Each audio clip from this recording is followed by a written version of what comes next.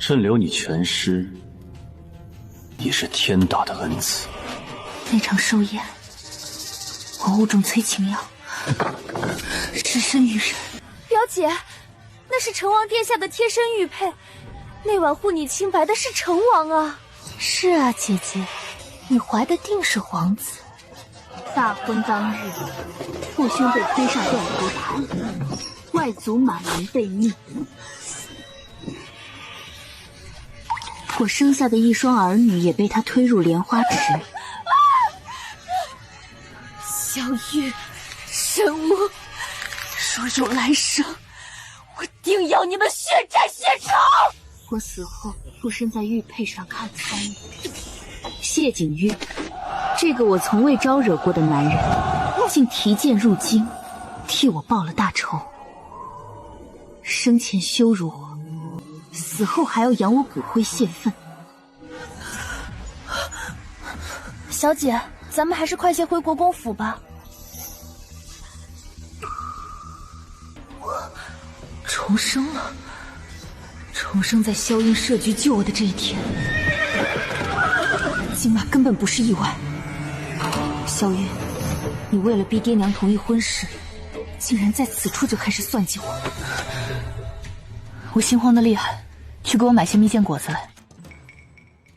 可是小姐，马车已经候着了。连我的话都不听了，去买。是，奴婢这就去。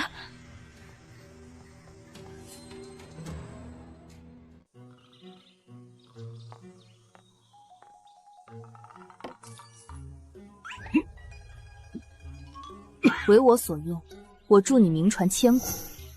姑娘，老道等你许多时日了。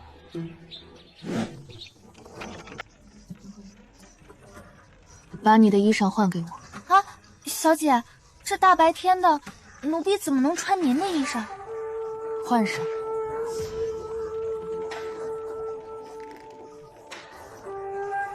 戴好面纱，替我先回国公府，别叫爹娘识破了。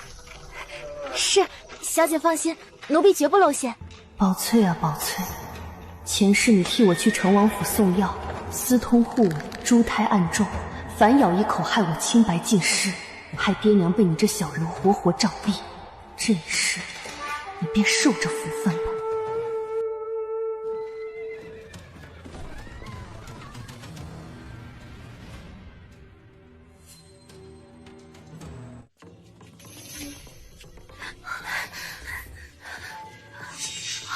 表姐，你怎么在这儿？那马车里的，你怎么穿成这样？神武、叶采薇，我从未想过你们竟是同父异母的亲姐妹。二叔的外甥女，竟被我父兄捧在手心宠溺，最后却换来满门抄斩。我不能在这里。刚才有人回禀惊了马车，我们担心是你，正要赶去看。只是你怎么穿着丫鬟的裙纱？方才在山上，我上的香断了。表妹不是担心我有血光之灾吗？我也是替表姐忧心。我便找那边的老道算了一卦，道士说，若我就这么回府，二人定是一死一伤。只有丫鬟带我回府，方能保我二人平安。一死一伤，难道计划出了岔子？那救人的人……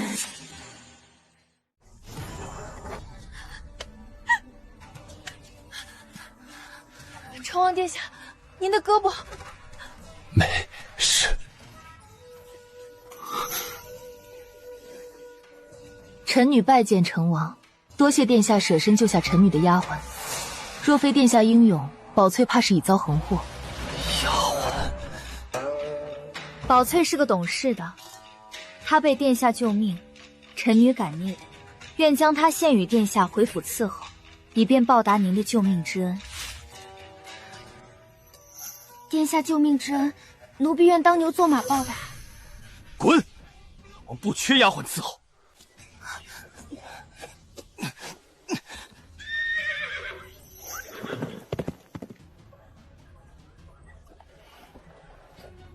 萧云，这只是第一步，你自诩运筹帷幄，我便要你看中的名声、权位，一点点烂在坑里。谢景瑜，怎么是他？当真是晦气！刚重生回来，竟遇到了这个毁我尸骨的疯批。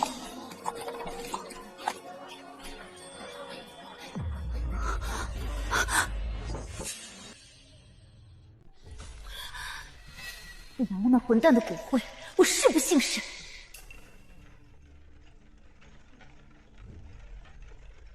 表姐还是这么怕那位世子啊？谁怕他了？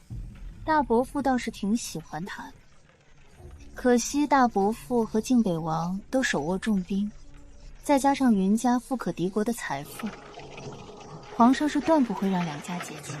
前世皇上有意将沈雾赐婚给谢景瑜，他却一拒，此生绝不娶沈姓女子回绝，害我死后还替旁人背了终身大事的稻草。这笔账总要清算。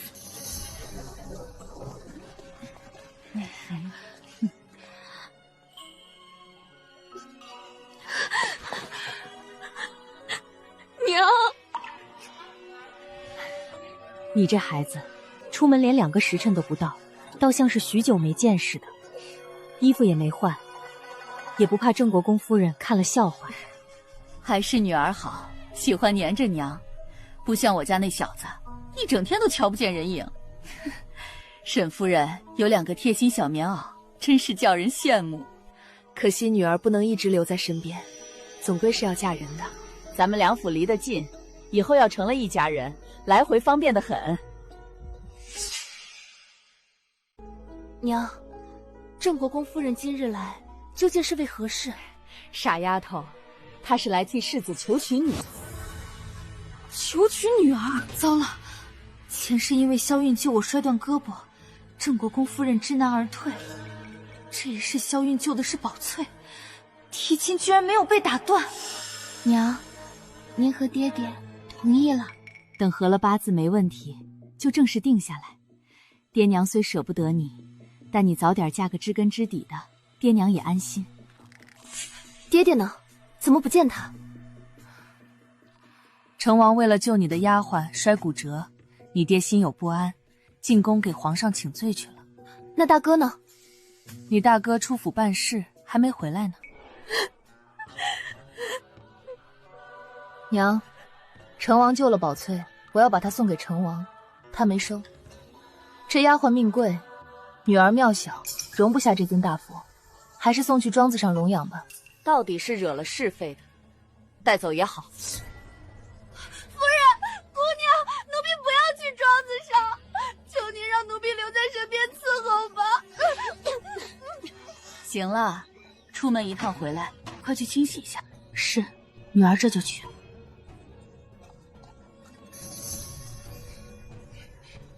李管事，等我大哥回来，让他来找我，我有急事找他，刻不容缓。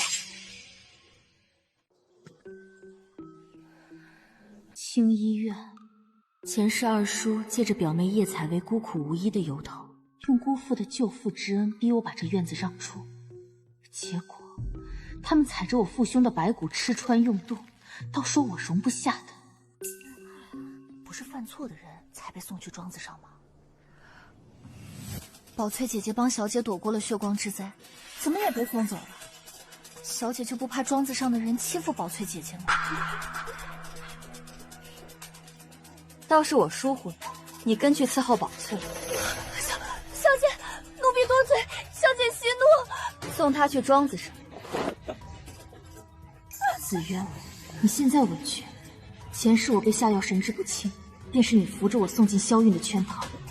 这种吃里扒外的东西，一个都不能留。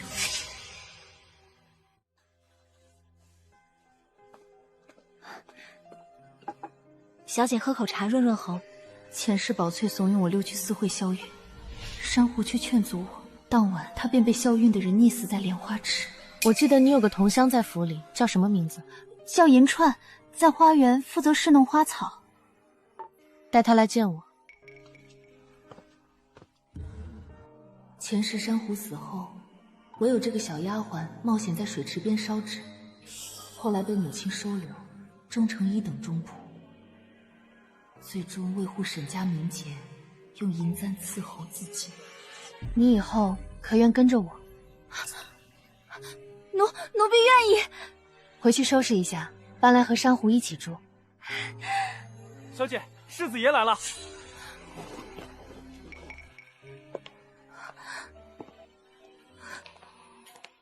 怎么哭了？谁哭了？我只是被风沙迷了眼。妹妹是有什么10万火急的事要找大哥的。大哥，我不想嫁给郑国公世子，你帮我搅了这门亲事。搅黄倒是容易，可爹娘都同意了，而且这事儿……大哥要是不帮我，我就告诉爹娘你有心上人了。别胡说，大哥哪来的心上人啊？没心上人，那你藏人家的画做什么？还连脸都不画。嘘。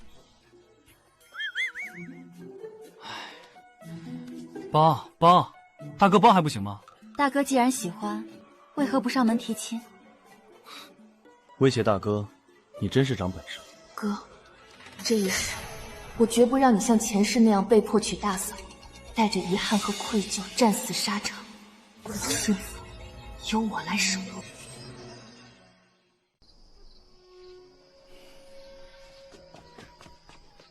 小姐，老爷军务繁忙，今夜宿在营里，怕是回不来了。又没见到，罢了，回房吧。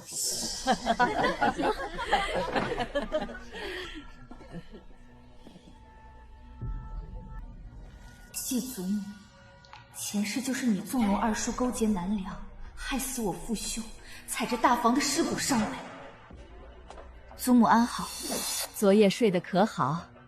听闻你打发了宝翠，身边少了个大丫鬟，以后便让碧魄去伺候你吧。又想往我身边安插眼线。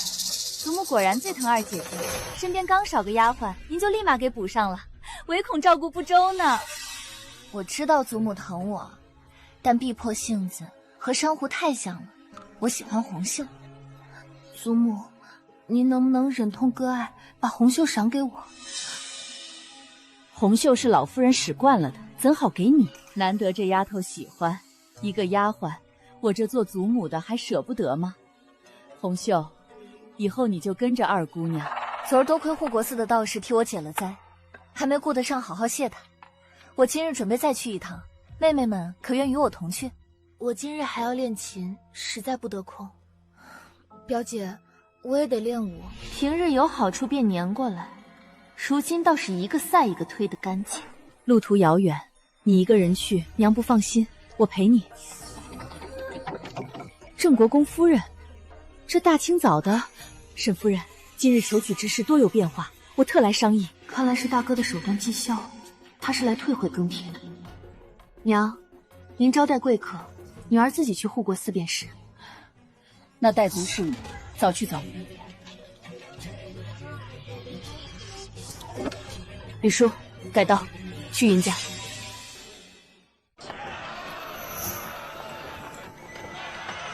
士农工商，商人最末。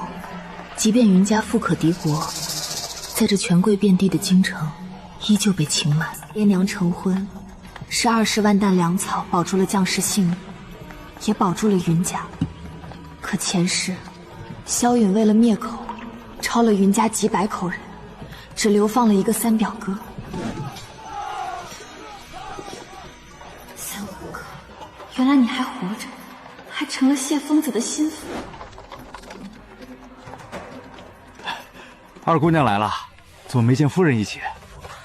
娘有贵客招呼，管事，大表哥在不在府里？少爷一早就出门办事了，派人去找，就说我有急事找他，务必请他尽快恢复见我。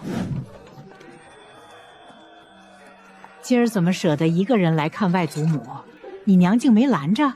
娘要招待郑国公夫人，分身乏术，我就想外祖母了，偷溜出来的。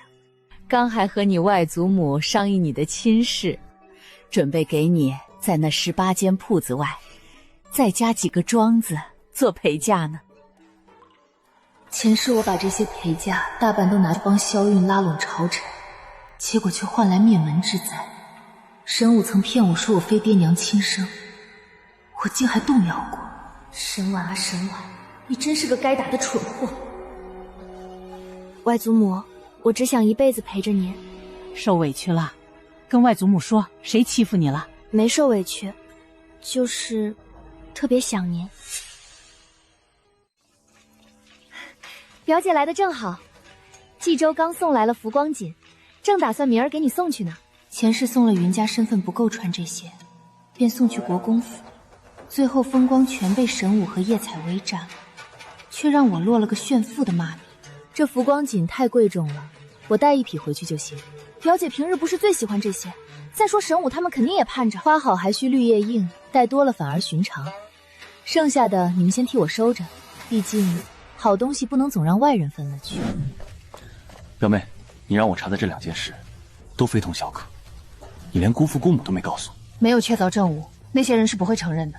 父亲军务忙，我怕大哥耐不住脾气打草惊蛇。思来想去，只有表哥你行事稳妥，能帮我这个忙。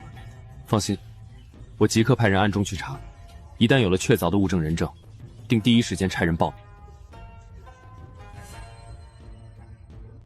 小姐，您不是最喜欢海蓝色吗？为何偏偏拿了这紫色？因为紫色虽好，却有2个人都想要。前世你们联手诓我，这一世只有一匹锦缎。我倒要看神武和叶彩薇这对好姐妹会不会为了这点利益争得头破血流。小姐，您可算回来了。郑国公夫人方才将您的庚帖还回来了。听说郑国公府昨晚闹了邪，鸡飞狗跳的，连世子的爱马都口吐白沫，倒地不起。郑夫人吓坏了，说这八字合不上。大哥啊大哥，你这八字不合的手段也办得太急躁了些。你这是生怕别人不知道你在捣鬼吗？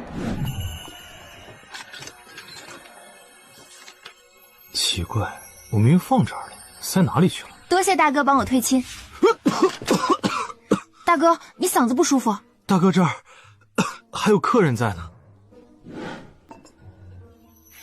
晦气，怎么又是这个杨辉的疯子？他为何会出现在大哥书房？小妹，你刚刚嗓门可不小，咱那个烂借口被他听全了怎么办？还能怎么办？灭口吧。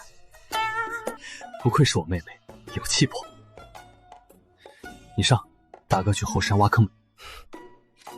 哎，小妹，我是开玩笑的。谢景玉，且让你多活几日，总有一天，这把匕首会亲手插进你的心口，让你也尝尝被挫骨扬灰的滋味。这个把柄，我笑纳了。这便是传说中的浮光锦，二姐从哪儿得来的？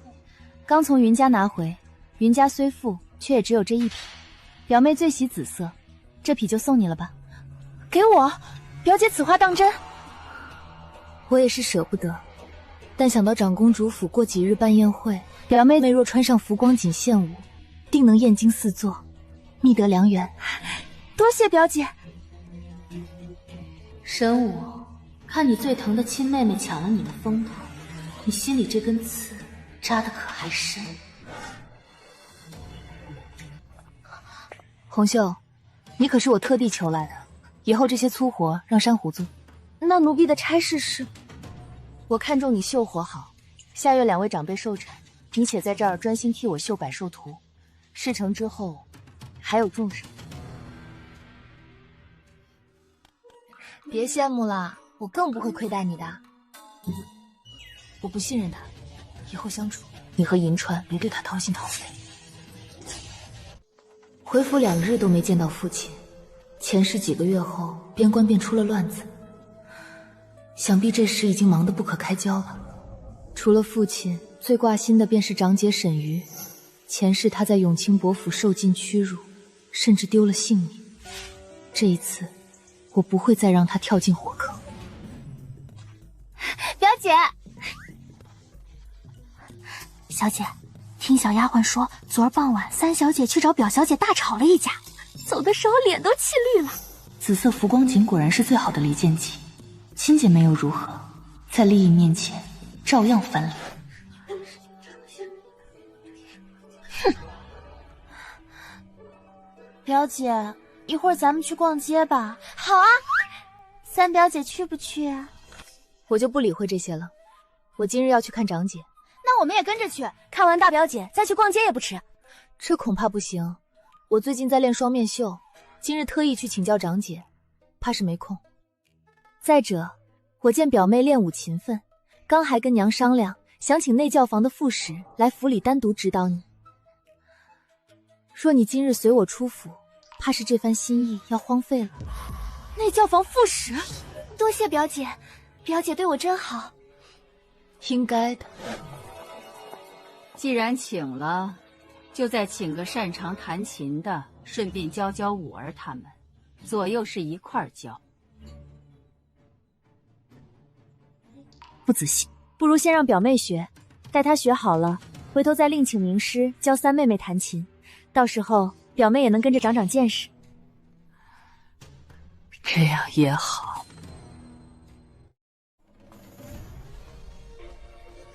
沈瑜，这个火坑狼窝，今日便是我最后一次进入。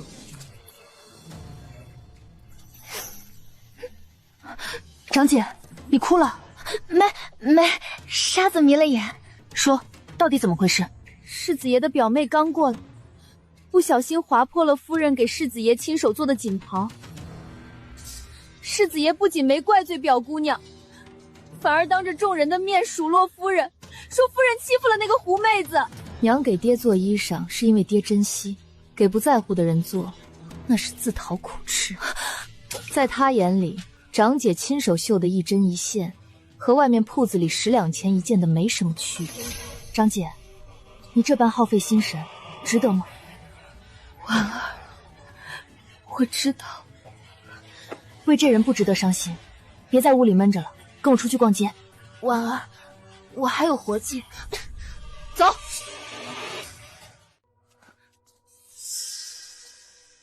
夫妻之间哪有不拌嘴的？不过争了几句就闹着回娘家告状，也太不懂事了。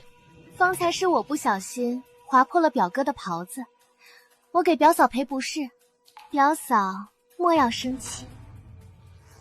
前世就是你们怕奸情败露，亲手害死了我长姐。什么拌嘴？赔什么不是？我有说带长姐回国公府吗？那你们这是？长姐是心疼姐夫的袍子坏了，自责的掉了眼泪。我这不正要陪她上街去挑份厚礼赔不是吗？那你们快去吧。婉儿，你以前最是心直口快，何时学会了这般虚与委蛇？长姐，这种人不值得你掏心窝子的争执，也不要告诉爹娘。长姐，前日我在护国寺，那道士说你最近半月有灾劫，你一定要答应我，这半月绝不出府，更不能去静妙庵。静妙庵？我原想去那儿求子，不行，绝对不行，哪怕是伯府内人少的地方都不要去，答应我。好，我不去，我答应你。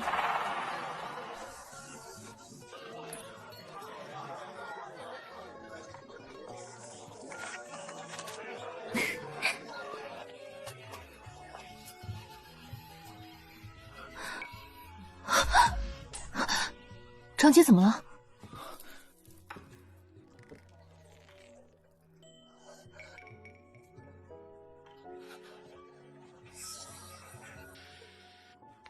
原本是天作之合，却被那场落水救美的算计硬生生拆散。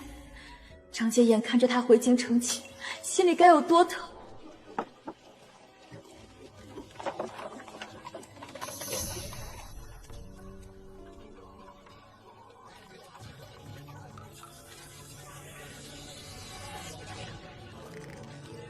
既然那个永清伯府是个能吃人的狼窝，还嫁什么永清伯世子？这时，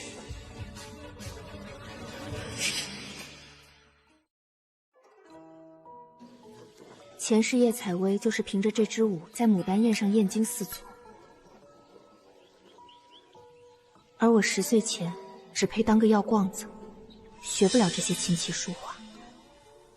我沈姬的女儿，不需要学那些锦上添花的东西。等你再长大些，爹爹教你骑马。爹爹疼我，即便前世萧韵救了我，爹爹也以我年幼落水，难有子嗣为由拒婚。若非我被迷晕过去，何至于嫁给萧远？这是顺阳长公主府送来的请帖，一份给婉儿和武儿，另一份是单独给长乐县主的。2年前，父亲把县主的位置让给叶紫薇，他今日才有了单独的帖子。这一世，我要他站得越高，摔得越惨。采薇怎么还没来？可是身子不舒服。娘别担心，表妹若是不舒服，丫鬟早来报了。一会儿我去青医院瞧瞧她。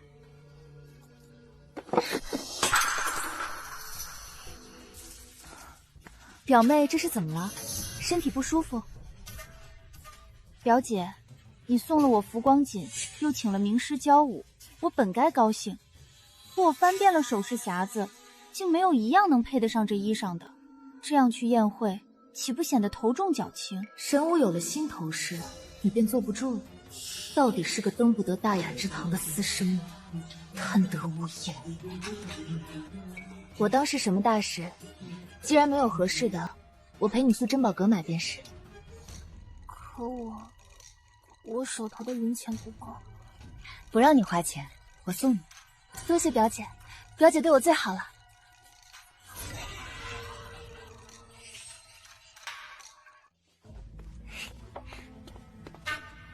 珊瑚，去问问三小姐她们要不要一起出府逛街。表姐，还是咱们俩去吧。这些天练舞，三表姐总埋怨我耽误她练琴，出门少说也要半日，还是别去打扰他们了。好，都听表妹的。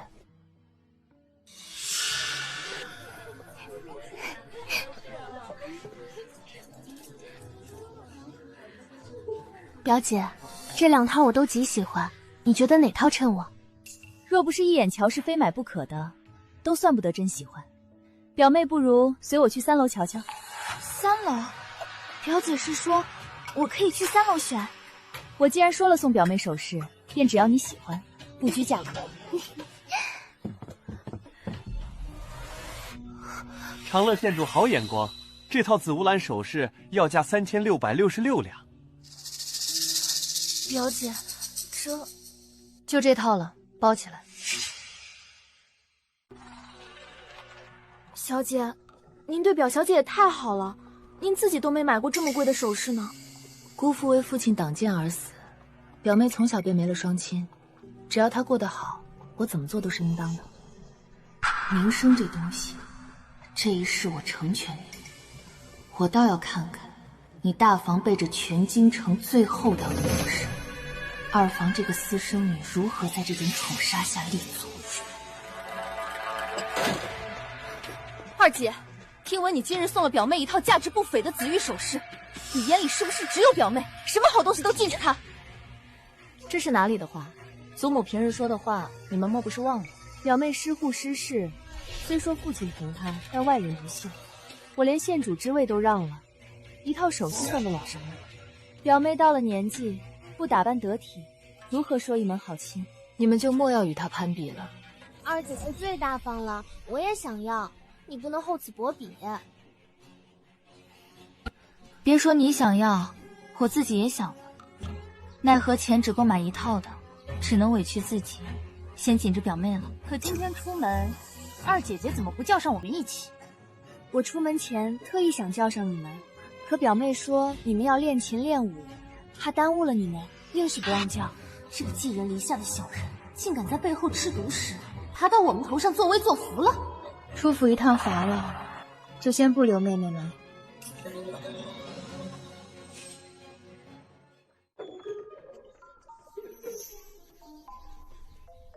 你这孩子，送了采薇那么贵的物件，怎么自己什么都没选？娘，今日只给表妹买，三妹妹她们都已嫉妒的不行了。若我也买了，这府里还不得闹翻天？届时祖母怪罪母亲管家不力，多生事端。再者，我又不看重这些，娘和外母家的钱也不是大风刮来的。你爹昨儿还说你长进不少，如今瞧着，果然是懂事了。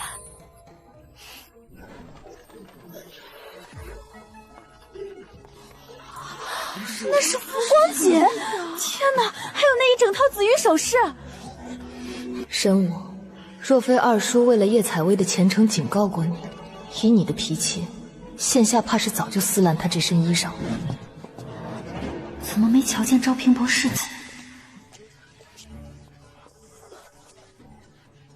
见过靖北王、临江侯世子。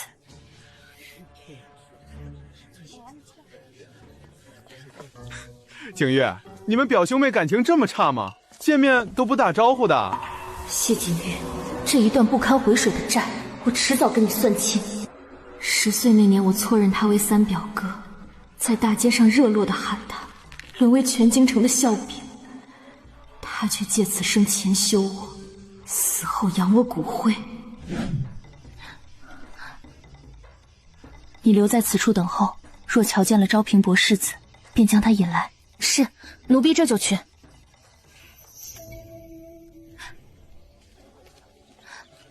许之意，他一个人去那儿做什么？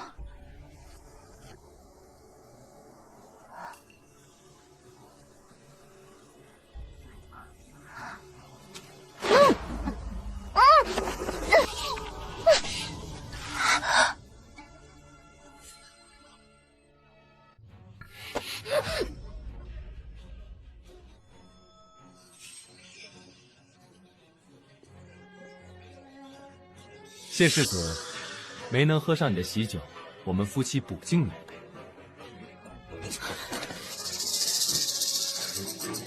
谁准你对我笑的？你觉得我还笑得出来吗？从那以后，我再不敢对他露出一个笑容，甚至连看一眼都不敢。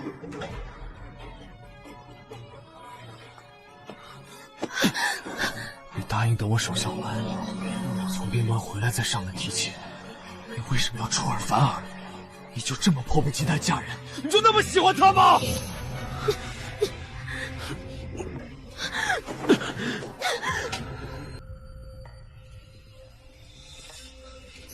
那是我们前世最后一次见面，再后来就是他扬我骨灰。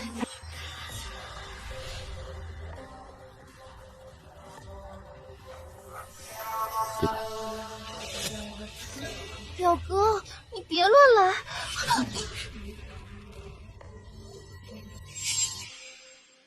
想死表哥，一会儿就好。听话。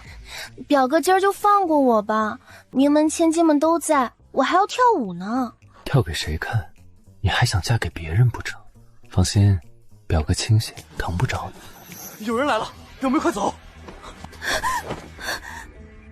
长公主门前看到我装瞎，刚刚帮了你，连句谢谢都没有。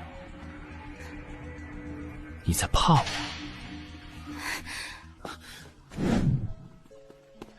小姐跑哪儿去了？昭平伯世子在这等了有一会儿了，让世子久等了。无碍，沈二小姐寻我有何要紧事？我一直希望你能成为我姐夫的。我与你长姐虽有一纸婚约，终究是原生无分。我长姐已出嫁2年，你又为何至今未娶妻？你是不是还喜欢着我长姐？二姑娘，这等冒昧之言，在下实在不便回答，告辞。若是我长姐与永清伯世子和离了，你可还愿意娶她？和离？他如何会和离？我说，他一定会和离。你若早已放下了他，我今日的话便是冒犯，我向你赔罪。但你若还没忘，我娶。有些话我需说明，我长姐这一生只会和离一次，进了你昭平伯府的门，以后便只有丧我，再无和离。我须进，若娶了沈玉，此生绝不相负。近来在护国寺外名名大噪的那位神算道士，是我的人。若你不介意他曾嫁人，便想办法让伯母去那道士处给你们算一算求娶的姻缘。长姐，前世今生，我都要让你这辈子再无遗憾。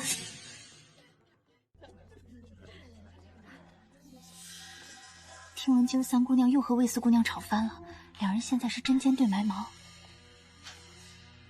神武的敌人就是我的朋友。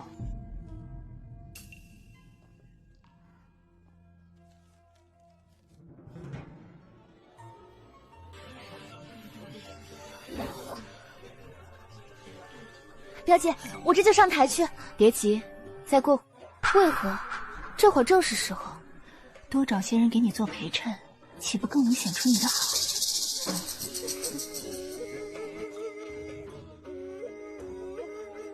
沈无，为了学叶采薇跳舞，你连苦练数年的琴技都荒废了。我看你今日拿什么出风头？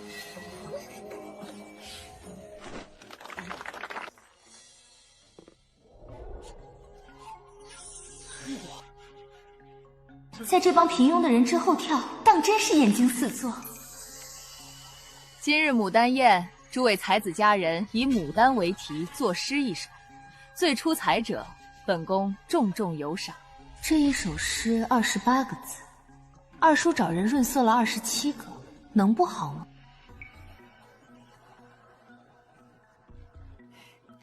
大家闺秀中，当推沈家三姑娘沈武这首最为精妙。多谢长公主夸奖，沈三姑娘，这首诗当真是你当场亲自所作？自然。魏四姑娘这话是什么意思？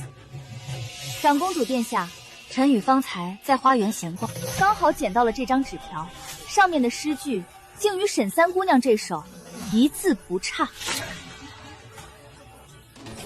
沈武，你竟敢拿提前抄的小抄来糊弄本宫！虽然是你和叶采薇联手骗我，今日我就让你们在明丽面前自相残杀。既然沈武作废，那女子组的魁首便是沈家的叶表姑娘了。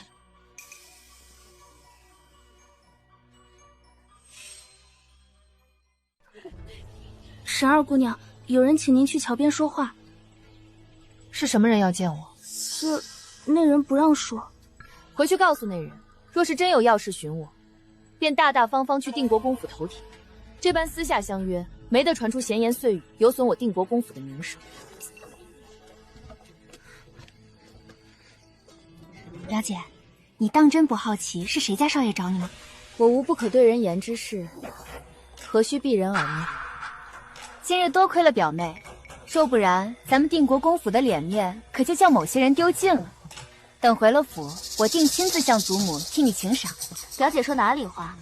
咱们是一家人，替国公府争光是应该的。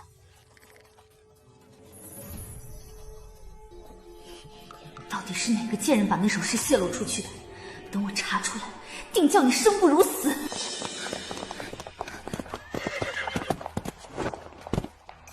表妹，表妹累了一日，先回房歇息吧。我同表哥说几句话。那表姐也早些进来。表哥，可是查到了什么？确定有了奸情，只是抓奸极难。这两人私会无常，一旦得了消息据捉，往往人去楼空，只能随时互通消息，抓人现行。这信鸽极通人性，往后若有急事，随时给表哥飞鸽传书。多谢表哥。好孩子，你的孝心外祖母领了，自己收着做嫁妆。祖母，表妹今日在一众贵女中拔得头筹，可着实替咱们定国公府长了脸，您可得重赏她。就你嘴甜，这镯子给你了。祖母，您这赏赐，瞧着还没长公主殿下给的彩头阔绰呢。你呀，来人，去把我梳妆匣里那对牡丹金簪取来，送给县主。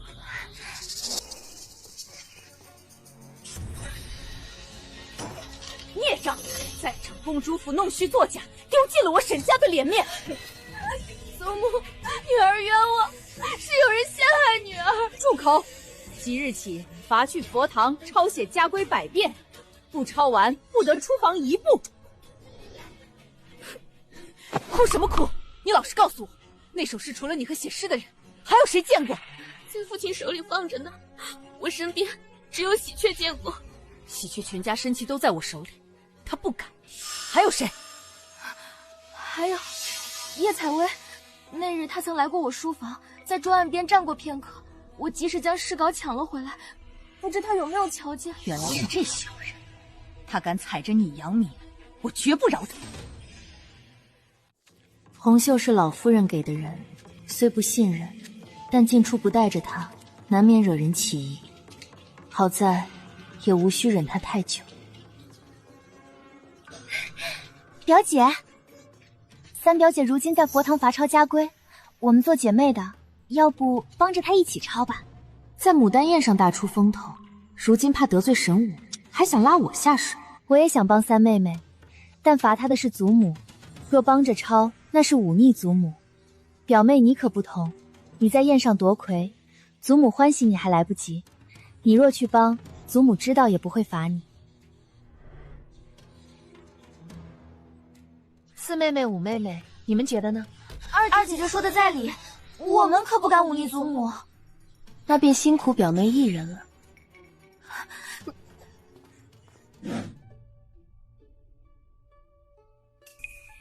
小姐，还是奴婢来吧，免得伤了小姐的手。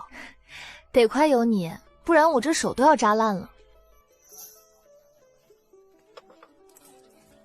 拿着吧，赏你的。多谢二姑娘打赏。小姐，得亏您让奴婢去得早，奴婢几乎是刚跟清远道长把话交代完，后脚昭平伯夫人就到了。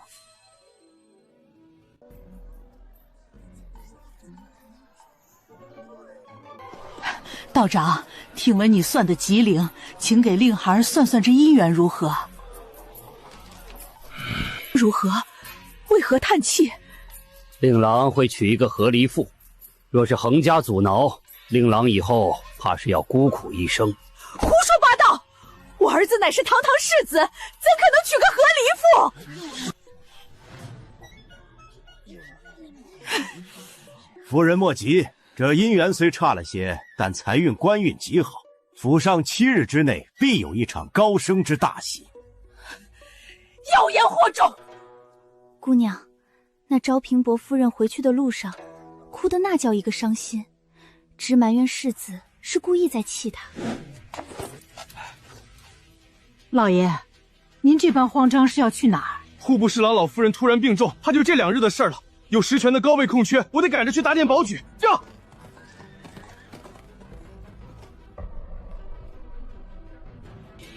7日之内有高升之喜。既然升迁是真，那若不娶和离妇，便去当和尚的谶语，昭平伯夫人便不得不信了。你听说了吗？那护国司的道士真神了，户部老夫人丁忧的事刚定，昭平伯就高升了。可那道士还说，昭平伯世子将来定要娶个和离妇，否则便要出家。如今满京城都传疯了。昭平伯夫人果然还是没瞒住，不仅信了，还让传言闹得满城风雨。这意味着那对奸人为了不让奸情败露后长姐和离，一定会提前动手。前世长姐出事就在这2日，我必须立刻告诉父亲和大哥。进庙宴，他们果然去了。父亲呢？大哥呢？回二小姐，国公爷去军营了，世子爷一早也出府了。二小姐，兔白姐姐让奴婢来报，永庆伯夫人死活要世子夫人去净庙安求子，说是求不来就不准回，他们拦不住啊。什么时候出发的？大半个时辰前。提早了，前世的噩梦提早了。沈章，二妹妹，你这是做什么？让李管事带齐人马，火速赶往净庙庵。生儿，跑快点，再快点！前世我没能保住家人，这一世若长姐再出事，我绝不原谅自己。长姐！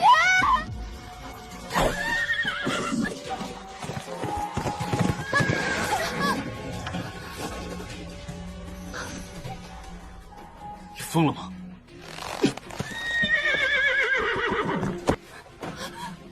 救救我张姐！谢景瑜，求你救救她！马车失控了，她在车里。我去救人，你在这里等我，别乱动。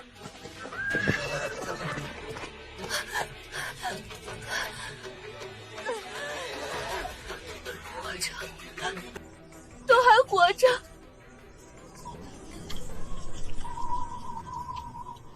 张姐，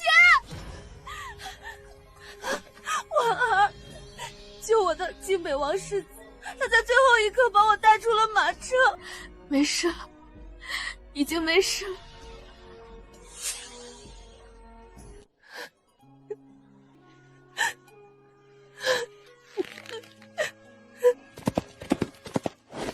世子爷，皇上金口传召，您还是快些进宫吧，切莫让御前久等了。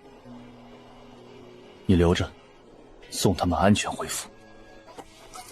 他竟是皇上传召进宫，因为在闹市中看到我纵马狂奔，才一路跟来救下长姐的吗？大姑奶奶，这好端端的马车怎么会惊了呢？什么惊？这是谋杀！婉儿，别乱说。长姐，周伯文与他那表妹许之意私通，他被父亲知道，便设计害死你，好腾出正室之位。这等祸事，你还要替他擅自遮掩吗？前世长姐被婆婆逼去进庙庵撞破奸情，转头马车便失控坠崖，是杀人灭口无疑。婉儿，你又是如何得知这些的？长姐，先回府。永清伯府那个吃人的狼窝，我绝不会再让你回去。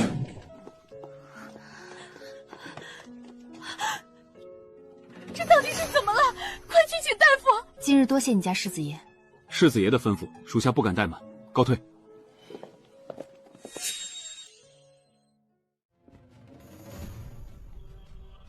周伯文那个畜生，果真做了对不起玉儿的事。老爷夫人，世子夫人撞破了世子爷与表姑娘的奸情，那许大姑娘还当面奚落夫人，咒骂夫人无用。紧接着夫人上马车，马便疯了似的往悬崖奔去啊！他们竟敢这般算计我的女儿！父亲，他们这是要长姐的命，求父亲出手，帮长姐和离。他向天借胆，敢如此欺辱我沈姬的女儿，这婚必须离！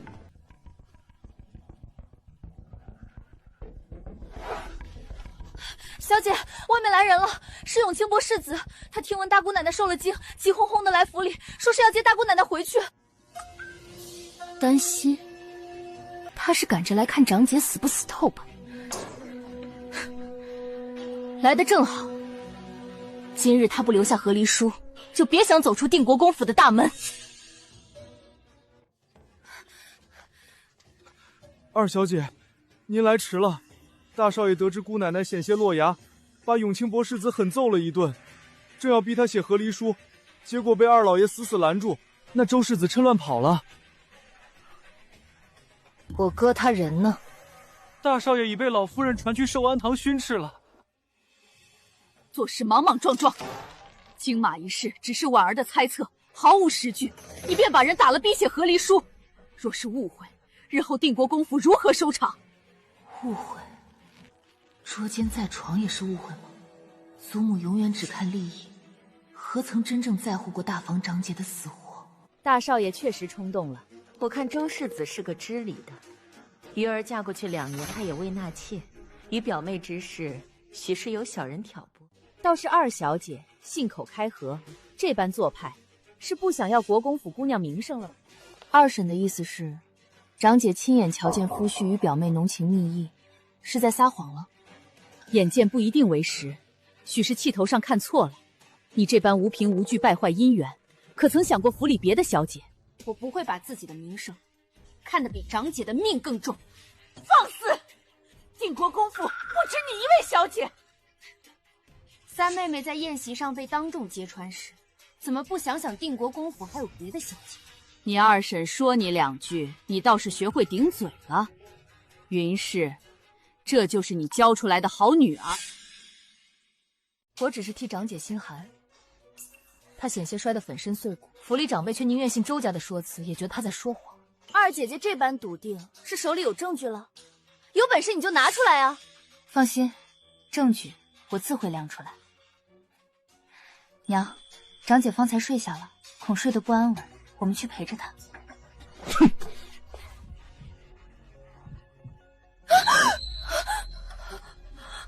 马车停下！别怕，萱儿，娘在这里，娘在呢。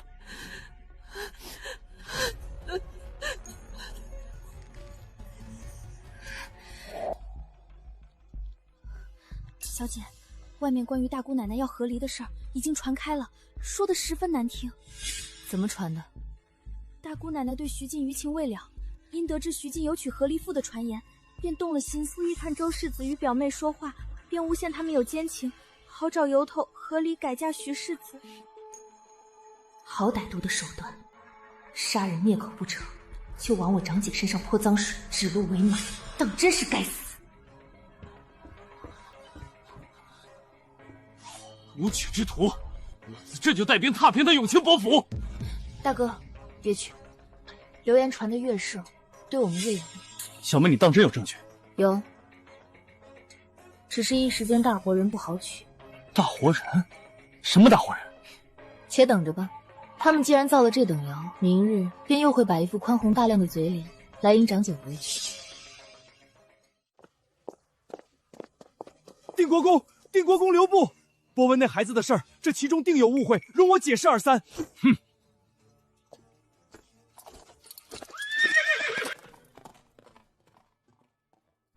府外流言已传得满城风雨，你长姐金马一事若不妥善处置，真要坏了我们定国公府的名声，落个善妒、忘恩负义的名头。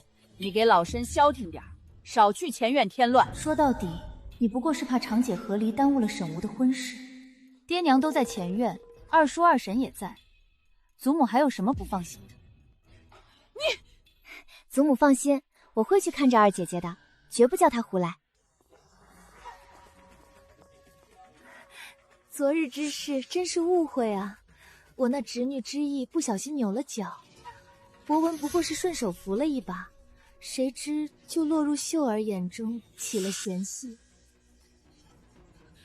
大哥大嫂，依我看，这也许真的是个误会。博文这孩子多孝顺憨厚啊，鱼儿出嫁2年无所出，他身边也只有个通房。二姐姐，祖母说了不让你掺和，滚开！李管事，端笔墨纸砚来。沈二姑娘，你这是做什么？这些事可不是你一个没出阁的姑娘该管的。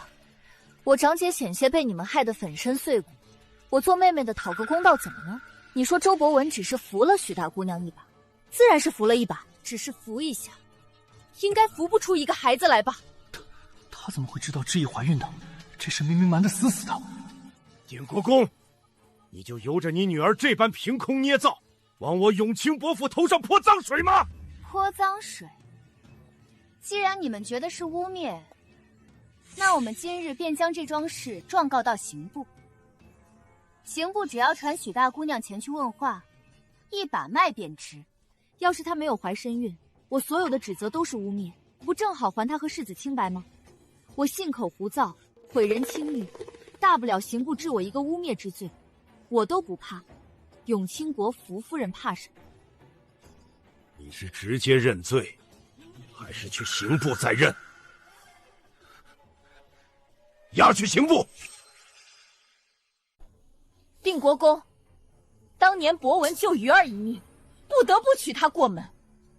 如今你们得势，竟要闹到对本公堂的地步吗？不得不娶我长姐过门。永清伯府原来这般委屈，这般被逼无奈。博文与他表妹青梅竹马，两家早有口头婚约。定国公府退婚另嫁，我永清伯府怎敢不娶？博文是犯了错，但我府上绝无谋害鱼儿之意，这罪名我们担待不起。青梅竹马，定了口头婚约又如何？既然娶了我长姐，就不该再和表妹私相授受，无媒苟合。你既对我长姐不忠，更是折辱他们周家自己的表妹。外面的传言我本不信，如今看来果然不是空穴来风。二姑娘，你如此逼迫，莫非真如传言那般，你姐急着要和离改嫁？流言怎么回事？没人比你们更清楚。世子还没和离，就急着与表妹暗度陈仓，怀上孩子。我长姐和离后，清清白白，怎么不能再嫁？不仅要嫁，还会比当年嫁得更风光。父亲恩情已还，无需对他们客气。既然他们非要颜面丢尽，您便成全他们吧。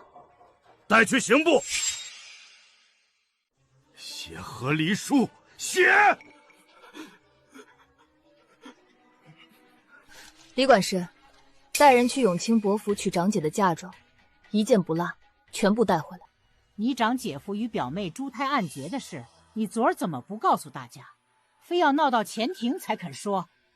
祖母，长姐亲眼所见的事，府里都没几个人信，何况这只是外人透露给我的。在没拿到证据前，我若是声张，岂不成了污蔑？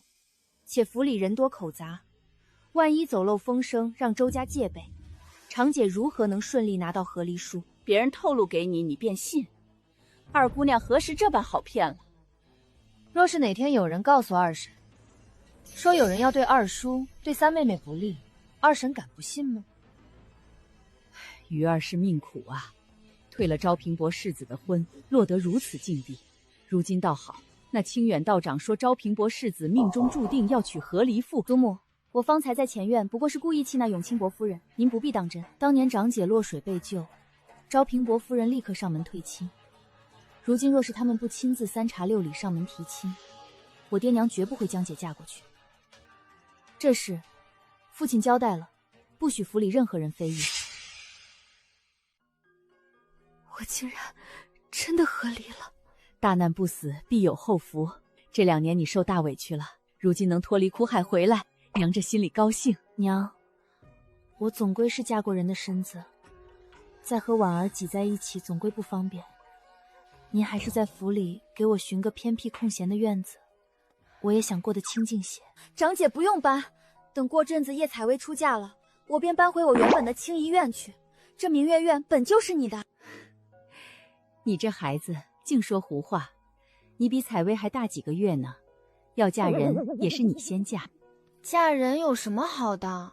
我和长姐一辈子陪着您和父亲不好吗？不过说起来，这回要不是靖北王世子，娘怕是再也见不到你了。咱们国公府理应登门重谢。婉儿，明日你随娘去一趟靖北王府。女儿不去。为何不去？我要留在府里陪长姐，她如今离不开人。好妹妹，我已无大碍，你去吧。去见谢景瑜，我求你们饶了我吧！我现在一听到他的名字，心肝都在颤。不去，这些天我哪儿都不去，我就待在府里。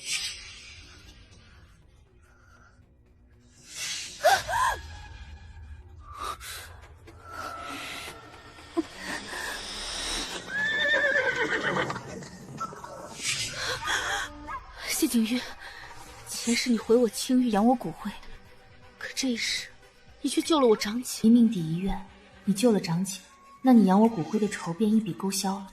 可前世你是因为被心上人始乱终骗才发了疯，若你这一世没有受情伤，是不是也就不会为难我？帮他，就是帮我自己。起迟了，娘早就出发了。大哥，你这般慌张做什么？下次靖北王世子再来我们府里，你一定要第一时间告诉我。姑娘，那永清伯府遭了报应，如今满京城都在唾骂周伯文与表妹私通谋害发妻，皇上闻言震怒，已下旨终生不许周伯文入朝为官。永清伯也因教子无功被贬了一级，活该！这一家子心狠手辣，当有此报。国子监孙大少奶奶今日上门，推了孙大姑娘与永清伯府二少爷的亲事。没了定国公府这门亲事，永清伯又遭贬官，兄长失了前程，弟弟失了姻缘。周家，你们兄弟不和，夫妻离心的好日子还在后头。大姑奶奶，这琴放哪儿？先放书桌上吧。前世长姐惨死后，这焦尾琴被拿回国公府，第2天就被叶采薇和神武合谋，用不小心撞坏的借口，生生逼着娘将这焦尾琴送给了神武。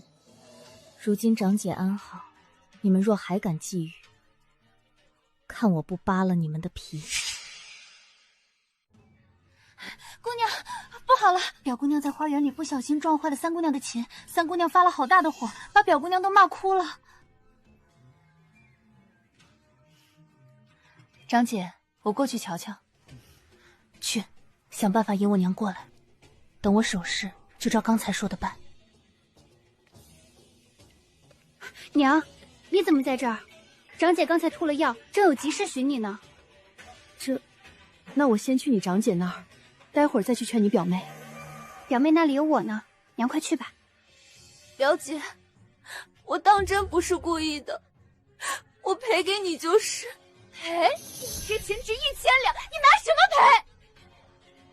三妹妹怕是被人骗了，这琴材质寻常，我看最多值个200两，哪里要1000两？二姐姐，表妹摔了我的琴，你倒还帮着她笑话我。难道大姐姐配用天下有名的交尾琴，我就只配用200两的便宜货吗？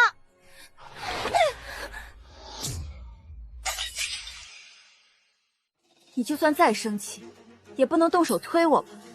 现在好了，我的玉镯碎了。谁让你护着表妹，还挡我的路？我又不是故意的。我最喜欢的玉镯就这么被摔碎了，你一句不是故意的，就想算了？果然二姐姐心里只有表妹。以前我们刷坏你什么你都大方算了，今日我要表妹赔琴，你就揪着我不放。以前我不追究，是觉得姐妹之间不该斤斤计较。可三妹妹你教我的时候头头是道，说表妹寄人篱下该多顾惜。今日她不过失手，你就将她训哭，还要她赔上1000两。这怎么瞧着像是去年二姐姐摔碎过的那一只？去年的玉镯是怎么碎的？是神武你说好看要试戴，结果给我时摔成了3块。那时候外祖母怕我伤心，特意让舅舅寻了这只一模一样的哄我。我平日藏着舍不得戴，今日倒好，又碎在你手里。二小姐，别为了我和三小姐争吵。别怕，我这只玉镯赔她的琴绰绰有余，要么大家都赔一模一样的，要么就都算了。义府姐妹为了一架琴、一只镯子，闹到这等地步，成何体统？那琴随了我儿多年，是有感情的。她话重了些，哪能真让表姑娘赔？二姑娘也太认真了。我也是瞧表妹哭得伤心，一时气过了头。既然二婶说不用真的赔，那我的玉镯自然也不用三妹妹赔了。左右大家都不是故意的，都是我不好，笨手笨脚摔坏了琴，还连累二表姐碎了镯子。弟妹太谦虚了，你在牡丹宴上舞狮双绝，若你都算笨手笨脚，那全京城的姑娘岂不都是笨的没有办法了？行了，不许再闹，都散了吧。你刚把娘支到我这儿，就是为了去南苑那一出。长姐没揭穿我，你这么做定有你的理由。长姐，表妹和神武他们不过是今儿闹掰，明儿和好，他们一起想从娘那里讨便宜，我就得断了他们的念头。若让娘去管，娘定会带表妹出府买新琴赔给神武，最后钱出了，好东西还要被他们抢走。神武打的是交尾琴的主意，但我若在南苑就把事情闹乱了，他便再没脸开这个口。小姐，出事了！表姑娘那儿闹起来了，说她的贴身丫鬟偷了首饰想溜出府，正巧被看守二门的婆子给逮到了。婉儿，为一个丫鬟的事，你犯不着这般风风火火的。长姐慢慢吃，我去会会他们。那清河是岳采薇的贴身丫鬟，无端被捕，摆明了是冲着我娘的腰包去的。这一事，我1文钱也不会让他们算计了去。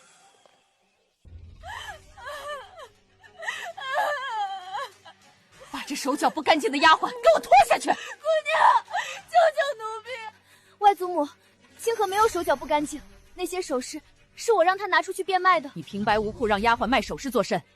二表姐和三表姐因为我起了嫌隙，我心中过意不去，手里的钱又不够赔他们的琴和玉镯，才想卖了换钱。我一向心疼表妹，但今日我是真忍不住了。二婶都说了，三妹妹那是气话，祖母也免了你的赔偿，你却非要变卖首饰。你可知若这事儿传进外人耳朵，旁人会觉得定国公府薄待了世交余辜，会怎么笑谈我父亲和国公府？三妹妹才因为在牡丹宴上作弊伤了名誉，今日若再多一条逼表妹变卖首饰强行索赔的恶名，三妹妹往后的清誉还要不要了？婉儿，你表妹知道错了。祖母，我虽舍不得罚表妹，但今日不得不罚。她如此一孤行，反倒坏了国公府的家声。若不吃些教训，只怕永远记不住。表姐，我只是不想让你和三表姐生气。表妹，我只问你一句，你今日是否非要陪三妹妹亲？我损坏了三表姐的琴，理应赔偿。娘，既然表妹有此风骨，咱们就成全她。她既然手头紧，先由宫中帮忙垫付，往后从她每月的月钱里面慢慢扣去便是。罢了，这事到此为止。表妹既然诚心，那我就不强推了。婉儿，今日怎的火气这般重？娘，你当真以为二门的婆子敢平白无故去搜表妹贴身丫鬟的身？不过是他们做的一场局，吃定了娘您面子薄，会背地下赏，让她做足了面子。娘，其实叶采薇根本就不是我那早夭的姑姑和虎父所生，而是二叔在外面外室生的私生女。这怎么会？大表哥已帮我去查了，半月内必有铁证。娘，以后您可千万不要背着我偷偷给他塞银子了。小姐，表小姐刚刚买了一架价值1080两的琴，赔给了三姑娘。1080两。叶采薇，等你的身世大白于天下的那天，你出嫁前的这笔债，可就得由你自己的嫁妆一成一成的吐出来。往年但凡在牡丹宴上大放异彩的姑娘，求娶的人能踏破门槛。可因神武作弊丢脸，长姐又金马合离，虽然陆陆续续有人来，可连祖母那一关都过不了。二姑娘、三姑娘，归德侯夫人来府里了，肯定也是来求娶表姐你的。那归德侯夫人此番前来，怕不是冲着叶采薇来的。前世归德侯世子娶了个脾气火爆的母老虎，追着世子打2条街，鞭子还是归德侯夫人亲自递的。叶采薇这柔弱拧巴的性子，绝入不了归德侯夫人的眼。去听听不就知道了。不瞒二位，我今日舔着大脸登门，是为我那犬子来求娶贵府二姑娘沈婉的。求娶婉儿？正是，那日瞧见二姑娘在闹市上拍马疾驰去救长姐的风采，当真是果敢痛快。不同一般的大家闺秀，我是越看越喜欢。我也知道我那归德侯府是高攀了，但这喜爱之情实在憋不住，这才上了门。果敢？我那日只是急着救长姐，根本不识其数，险些没被马颠得脱水。侯夫人这选儿媳的眼光，当真是奇特。难不成是想找我去抽他儿子？婉儿打小说身子骨弱，国公爷教了她骑马射箭，倒没个大家闺秀的样子，难得夫人不嫌弃。府上世子一表人才，可婉儿是国公爷的心头肉，这亲事没有他的手免，我也不好擅自允婚。这是自然，两家先互相看看，成与不成都在缘分。大伯和伯母这意思是应下了吗？大伯最欣赏正直之人，归德侯世子又没纳妾，大伯10有89会答应。二小姐，世子爷让您去书房一趟。这瞌睡了倒有人送枕头，大哥来的正合适。大哥，看来你还得再帮我一次。大哥，你怎么又咳了？妹妹，你下次能不能看清楚里面坐着什么人，再开口说话？完了。妹妹找他有什么事？大哥，我有几句话单独和他说。我可是你的亲大哥，我都不能听。那你争取把他拿下。大哥真看得起我，我能打得过他？你别靠太近。不想杀我了？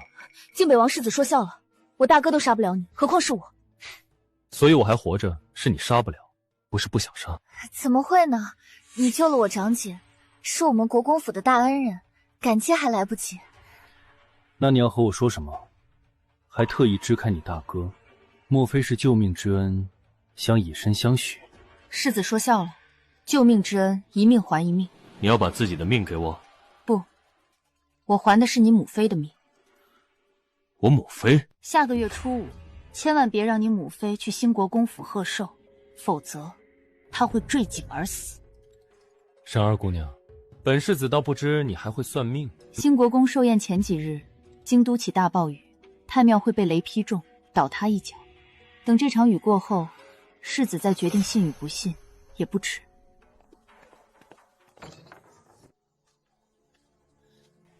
大哥，万一父亲真同意把我许给归德侯世子，你得再帮我把亲事搅黄了。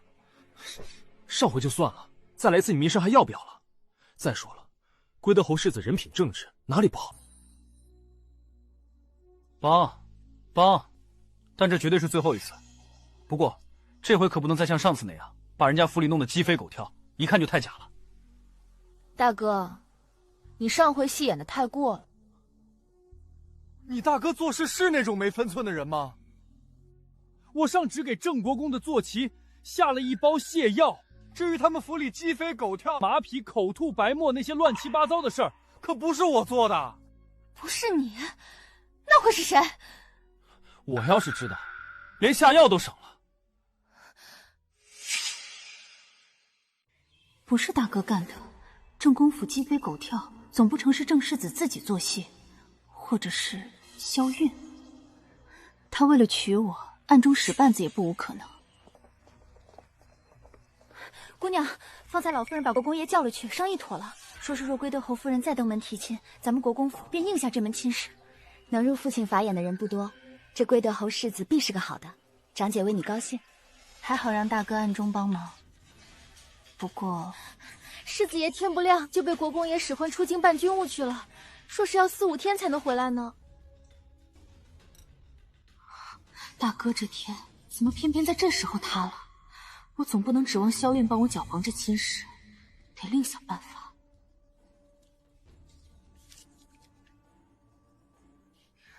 连夜送去护国寺，亲手交给清源道长。信可送到了，他怎么说？送到了，只是那道士说，若哪天他被人打死了，希望姑娘能看在往日情分上，给他准备一副后棺木，厚葬了他。死道士，你这般瞧着我家世子爷做甚？不可说，不可说，说实话会挨揍。那我今儿还非听不可了，你只管说，本世子保证不揍。公子红光满面，今日定亲，可惜这亲事成不了。公子的命定之人是个会用鞭子、脾气火烈的姑娘，她追着你打2条街你都乐意，这才是你的宿世姻缘。至于旁人，便是定了亲也是要退的。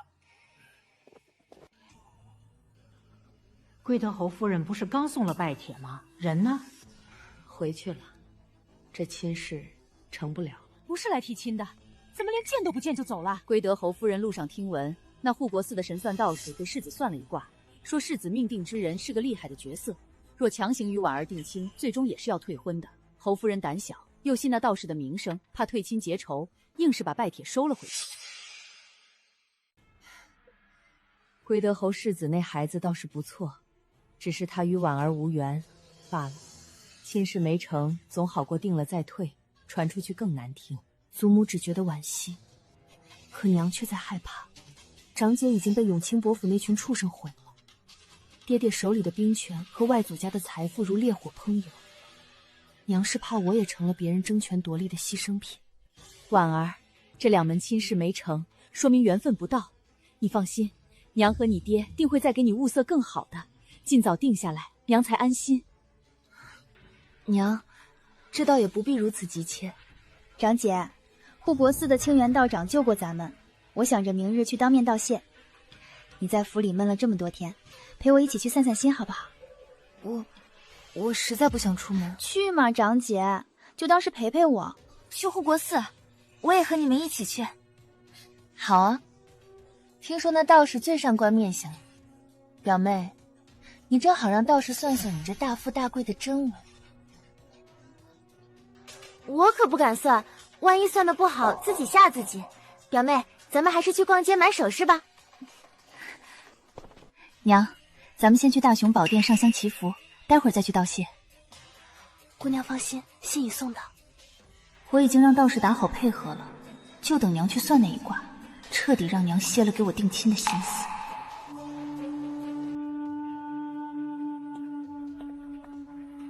长姐，我那耳坠子好像掉在花丛里了，你且坐着，我去寻寻。世子请自重。鱼儿，那些流言你没听见吗？如果你命里定要娶个和离妇，那人也绝不会是我。别再追我了。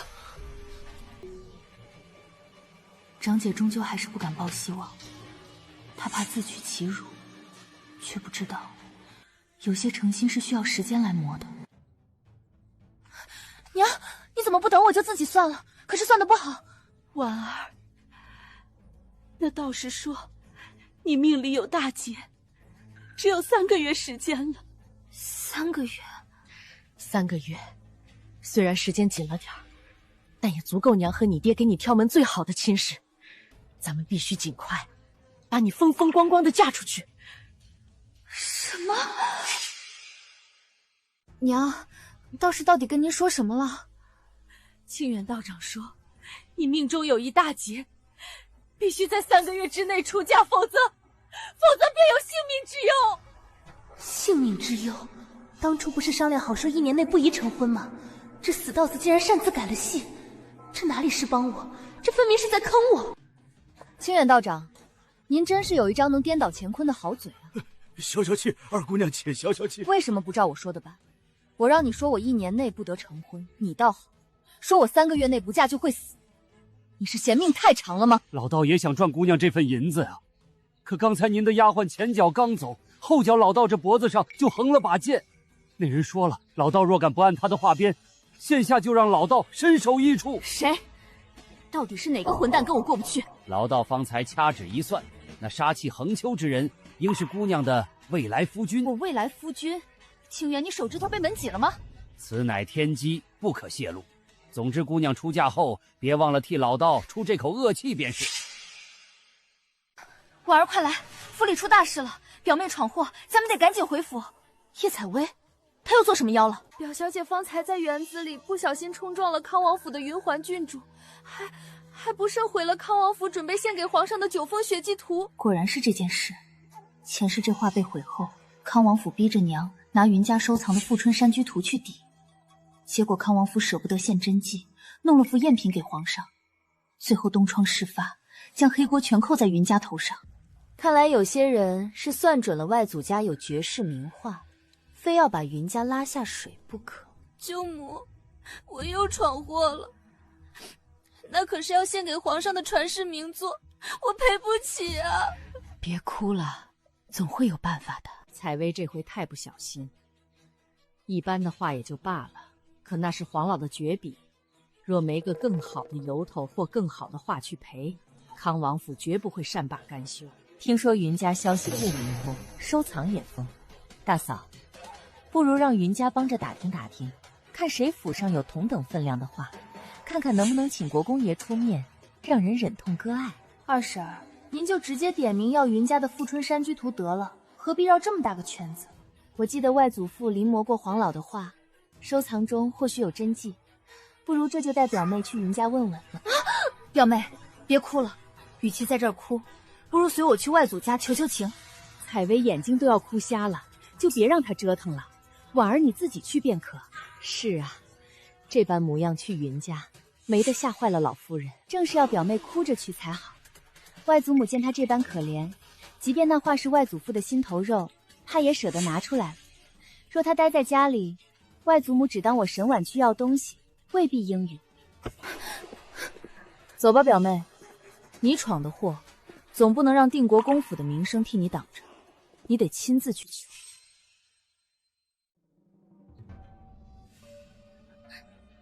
已经是吃午饭的时辰了，婉儿，吃了饭再去也不迟。这事不尽快解决，表妹哪有心思吃饭？娘，您由着我吧。叶采薇，我为了你这祸害，连饭都能不吃，就看你以后能不能受得住云家的福分。表姐，我这副妆容实在不好见人，要不我在马车里等，你替我去和外祖母说。在马车里等？那你还来做什么？难道要我凭空去讨要外祖的心头好？云家上下最是疼人，没人会笑话你的。你抢了真正叶采薇的福分，在云家受宠了4年，最后一次求欢，你若不去下跪，这出戏怎么唱得下来？采薇，快到外祖母这儿来，谁给你气收了？表妹今儿不小心损毁了康王府要献给皇上的9封血祭图，国公府闹翻了天，我便带表妹来问问，看表哥能不能打探到黄老其他的话，好赔给康王。黄老的话，我记得你外祖父就收了一幅。婉儿，外祖母这就让人去找。谢外祖母疼惜。外祖母，前世云家为了帮我，最后落得家破人亡，这时我绝不让云家的一草一木再便宜了那些豺狼。一定要黄老的话不可吗？是，那是当今圣上最喜爱的，别的大师之作，怕堵不住康王府的嘴，也救不了表妹。那幅画，上个月祖父拿去送人了，现在远在兖州。那可如何是好？那送出去的东西，能想办法要回来吗？既然是表妹急需，只能豁出老脸去要。只是这一来一回，少说也要1个月。1个月应该行。父亲深得圣宠，由他出面解释，想必能求得宽限。怎么，云家素来大方，这回竟舍不得给一幅画了？云家什么时候小气过？三表姐莫要误会，云家是有的，只是上月送了人，家主已在那儿加急讨回，只需1个月便能送到。云家为了你的祸事，不惜在圈子里丢脸去讨画，这名声可是做得足足的。我看以后谁还敢说云家半个不字？也罢，只能让国公爷去康王府那里老脸贴冷屁股，请皇上宽限了。3个月内必须出嫁。死老道，自己挖的坑还没挖人掉进去，自己先在里头待着，还不知道是谁踹的。昨晚没睡好，可是被道士那句3个月内出嫁吓着了。长姐，我不想嫁人，我觉得那道士算的不准。你呀，请道士算命，结果只信你想听的。别忧心，3个月时间长着呢，父亲便是找皇上赐亲，也不会让你有性命之忧。你不懂，我不是怕死，我是怕被那个算计我的混蛋给娶了。小姐，您最爱的红烧熊掌和驼峰，云家今早刚差人送了2对进府呢。熊掌和驼峰呢？回二小姐，大厨房送来的分粒就只有这些。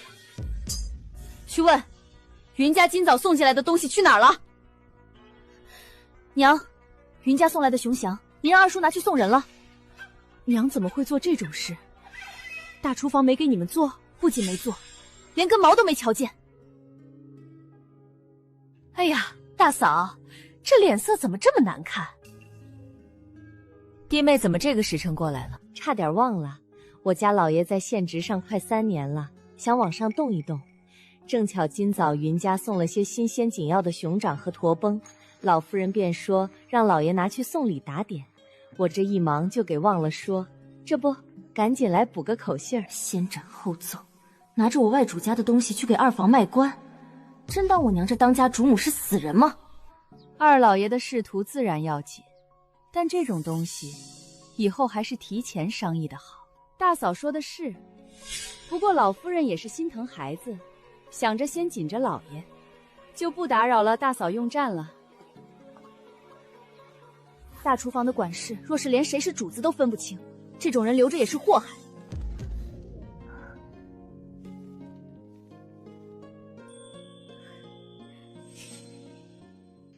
二叔，你养外闪的地方终究还是被大表哥查到了。前世你踩着我父兄的白骨扶摇直上，这一时在你要升迁的古节眼上，我倒要看看你顶着养外闪的恶名还怎么往上升。婉儿还在为那道士的话气闷呢。娘，女儿倒是有个法子能消气，只需娘明天配合女儿演一场戏。表姐出府逛街，怎么不告诉我们一声？我们也去。娘答应今天只陪我一人的。无碍，他们去，娘付钱便是。去吧，去的人越多，这出戏才越热闹。姐姐，有人让我把这封信交给你。表姐，这是谁给你的信？把信给我。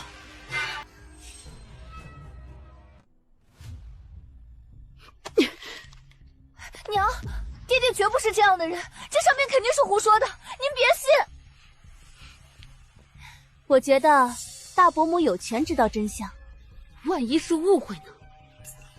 空穴不来风，大伯父那样的人，居然也会养外室。这到底是怎么了？云氏，你哭甚？祖母，大伯父在外头养外室了。这怎么可能？我也不信。那封信我本想扔了，偏被三妹子抢去递给了我娘。国公爷这般身份，养房外室也是常有的。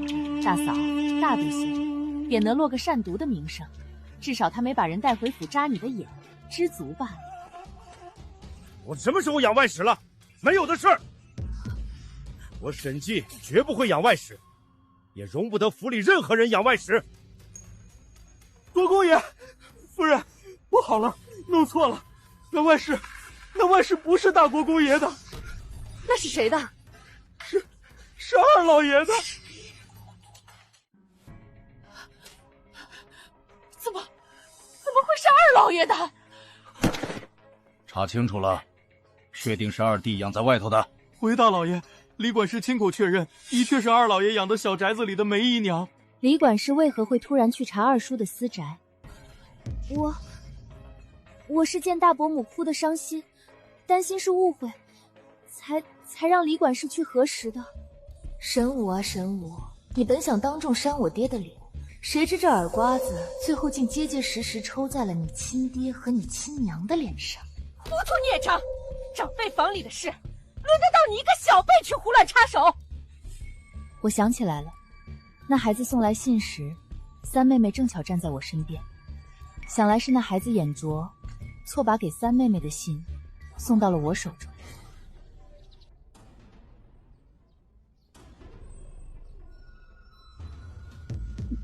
梅儿，二老爷，小的想，长房和二房都是一家人，国公爷的外室皆得，二老爷的自然也接纳。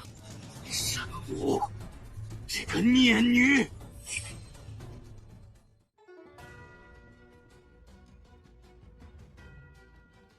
畜生，你对得起淑容吗？我自己说的大，自己夸的贤惠，如今若闹起来，不知名的贱人就成了我嘴里的另一个夫人。老夫人息怒，您方才劝我要有容人之量，我也知二弟妹向来大方，只是国公爷立过规矩，严禁府内私养外婉，有损门风。我看不如这样，派人查查那外室可有身孕，若没有，直接发卖了，也免得带坏了府里的小辈。我本以为云氏会趁机嘲讽，谁知云氏竟句句在替我做主。准，照夫人说的办。不能卖，绝不能卖！那女子到底怎么回事？她不是寻常女子，她是青州知府的亲妹妹。当年我办差路过青州，酒后误事，我怕家中不宁，才不得不养在外面。青州知府，那可是二叔前世在朝中的头号心腹，难不成是早早用这种方式勾结在一起了？既然是知府的妹妹，竟也甘愿没名没分的缩在外面，看来真如二弟妹方才所说，是想在外面当个小二夫人。博文，这事咱们得从长计议。老夫人的意思是，二老爷调任在即，在节骨眼上，二老爷若能往上升，是全府的体面，孰轻孰重，还用我多言？哼，孰轻孰重，我分得清。一家之主若姑息苟且，何谈约束后辈？根若歪了，这就离败家不远了。来人，将二老爷拖下去，杖责30大板，丢进祠堂反省3日。沈记，你告假3日影响不了调任，但他若不知廉耻，这官不报也罢。哼！这事儿可千万不能让你爹发现咱们是演戏，不然非气死他不可。所以啊，娘，你的嘴一定要严。你这丫头，你爹临走时那眼神，恨不得把你娘扛走。爹，原谅女儿，这一步走通了，沈家二房的滔天权势便再也起不来了。定国公沈坚手握重兵，却惧内养外事，有损国体。李大人，谈我的罪之前，你能不能先查查那是谁的外事？那是我沈府二老爷的。沈秋德行有亏，罚俸1年，暂缓提拔。这消息怎么会传到御史耳朵里？谁走漏的风声？祖母，会不会是因为昨日那封信？昨日三妹妹抢了那信给娘看，我气急之下把信夺回来扔了。扔哪儿了？好像刚好丢在李御史夫人的脚边，我也没多想，谁让三妹妹非得捅到明面上来。此时责怪沈婉已无用，毕竟是沈婉助攻在先。听闻那梅姨娘模样生得极好，虽说年纪只比二伯母小几岁，但那身段……够了！外祖母都说了禁言，你怎敢还提？哼，提提又如何？如今满京城谁不知道啊？表妹这么激动做什么？左右是二房房里的事，咱们姐妹闲聊两句，犯得着发这么大的火？我是觉得二舅舅不能升迁是国公府的损失，独木难成林，定国公府也不能只靠大舅舅一人撑着。表姐，皇上那么信任大舅舅，二舅舅养外室固然有错，但他对朝廷之事一向尽心。你能不能求大舅舅在皇上面前说几句好话，千万不能让这事影响了二舅舅的仕途啊！妹妹倒是深明大义，想得长远。独木不成林，定国公府也不能只靠大舅舅一人撑着。你哪里是担心二叔的仕途，你是怕二叔一旦失势，护不住那刚进府的梅姨娘，在那二婶手底下，你亲娘怕是连骨头都要被嚼碎了。表妹知道的道理，我父亲自然也知道，何须你我多嘴？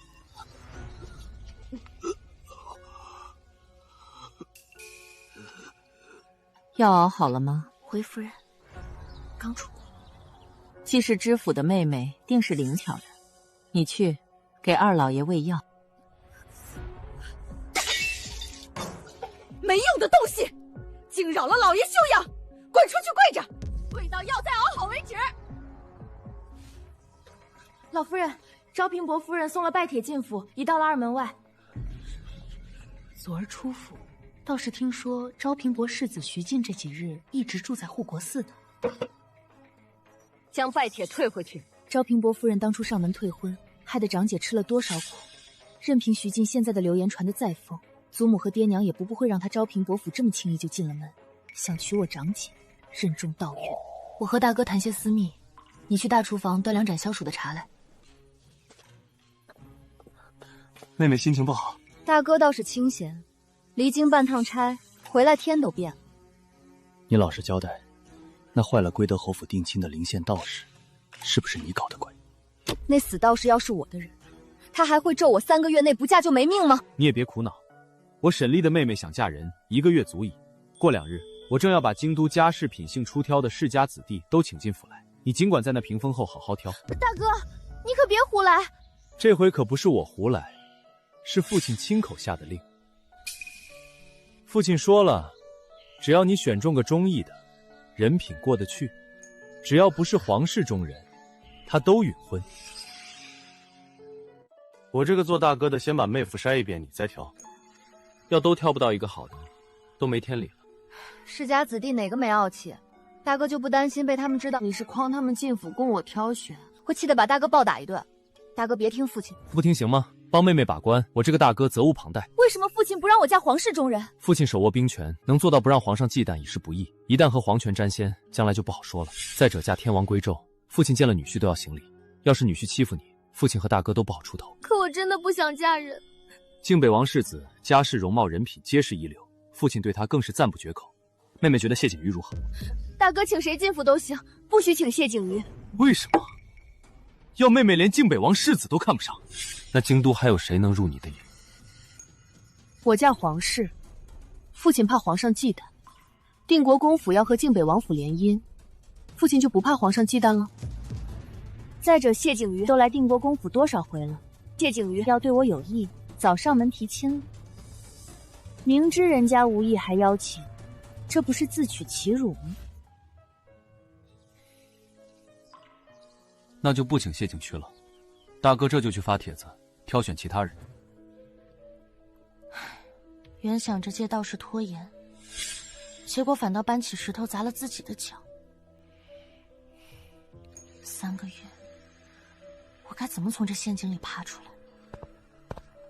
姑娘，大少爷办事可真利索呀，打着办诗会的旗号，给京中不少世家少爷发了请帖，后日便在府里办呢。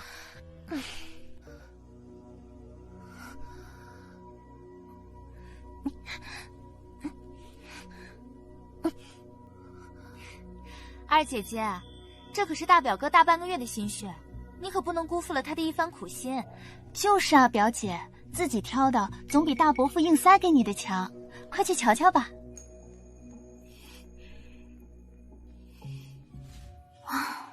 也罢，我又不是真要找夫君，单纯去物色一个能互惠互利的盟友，总该没问题吧。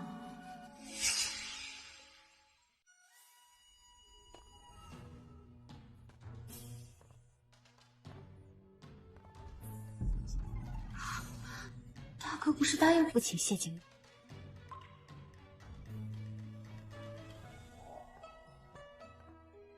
哼。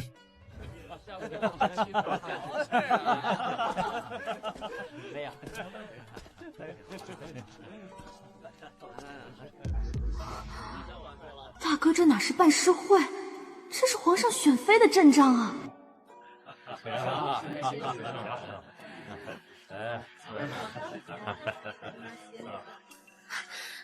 不是说好的不请谢景宇，怎么他还是来了？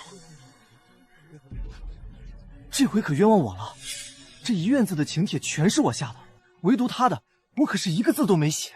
那他怎么来了？临江侯世子楚阳拉他一块来的嘛。人都到府门口喽，迎彻小厮总不能把靖北王世子硬生生拒之门外吧？你可别往心里去，全当他是个摆设就好。在场适龄君子这么多，你尽管从其他人里头挑。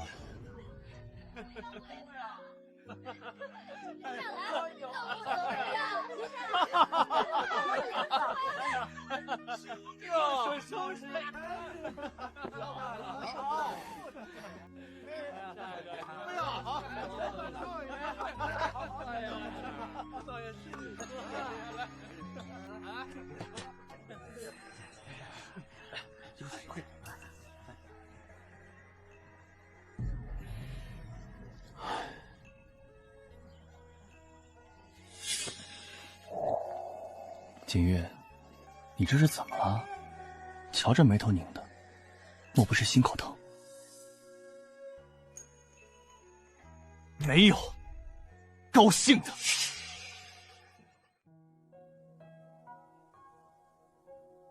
这煞星怎么用这种眼神瞪着我？天可怜见，借我几个胆子，我也不敢惹他呀。前世夺嫡，临江侯府保持中立，可萧韵登基后心胸狭隘，临江侯府差点被抄家斩首。后来谢景瑜兵变登基，封楚阳为异姓王，楚阳是他的左膀右臂。如果非要选一个人合作，楚阳最合适。可是要怎么说服临江侯世子把世子夫人的位置借给我用2年呢？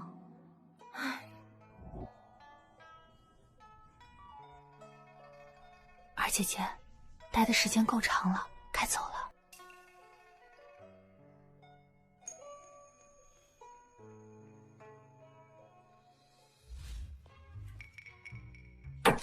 这诗我是做不出来了，诸位，要不去城外赛马？沈律请你们泡温泉去。要论玩还得是沈兄，同去同去。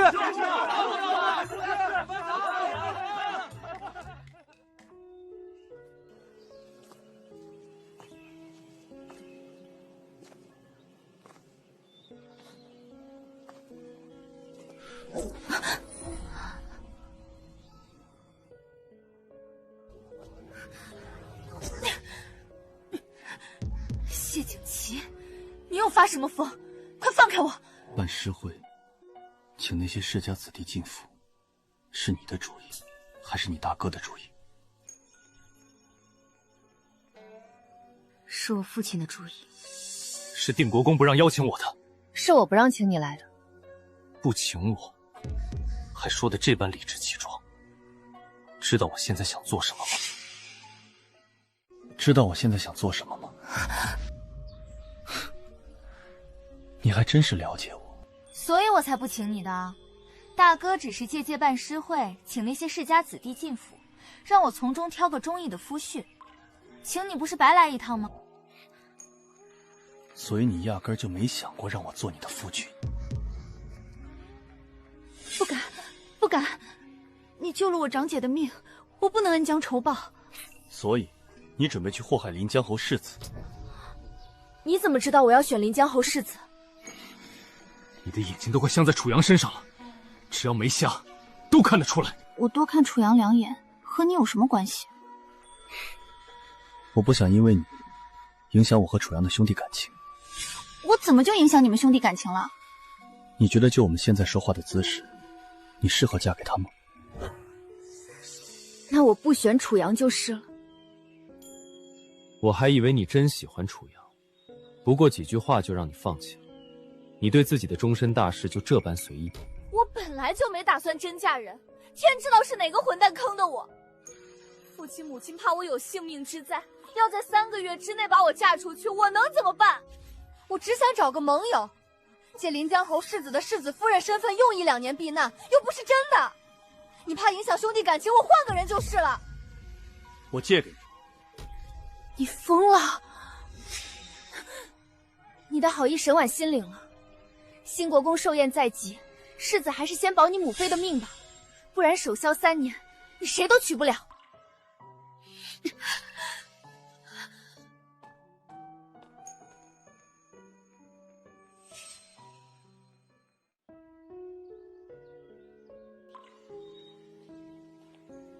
姑娘，靖北王世子没欺负姑娘吧？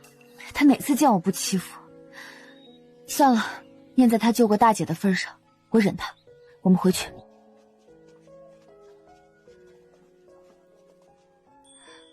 娘，那些世家子弟都见过了，可有看中的？你大哥请了20多个进府，你一个都没看上。女儿只是远远的看了几眼，嫁人毕竟是一辈子的大事，娘和爹总要容女儿慢慢挑选吧。离3个月之期还早呢，没那么急。你这丫头，3个月还不是眨眼就过去了？把人请进府你都挑不出来，待在府里你拿什么选？那女儿往后没事就上街溜达，指不定就遇上了。还有心情说笑？罢了，再给你1个月，若还选不出来，到时候你爹看上谁，你就得嫁谁。好，那这1个月内若有人上门提亲，娘都替我回绝了。不合适的，娘自然会回绝。你这背上怎么沾了这么多灰土？谢景逸这个混蛋，真是个扫把星。妹妹，你当真不考虑靖北王世子？大哥，你怎么总想把我往谢景玉那儿推？大哥今天不是请他们去泡温泉了吗？那谢景玉的身板体格绝对是所有人里最好的。你是我亲妹妹，大哥当然希望你嫁个最强健的。大哥，你胡说八道些什么呢？不说了不说了，妹妹早些歇息。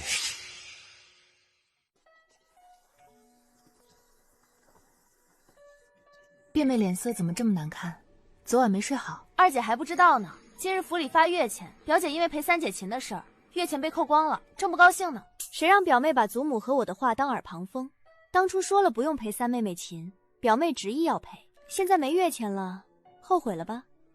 表姐，我知道错了。现在后悔迟了，我不会让娘掏宫中的银子，给你补上欠那1000两的窟窿。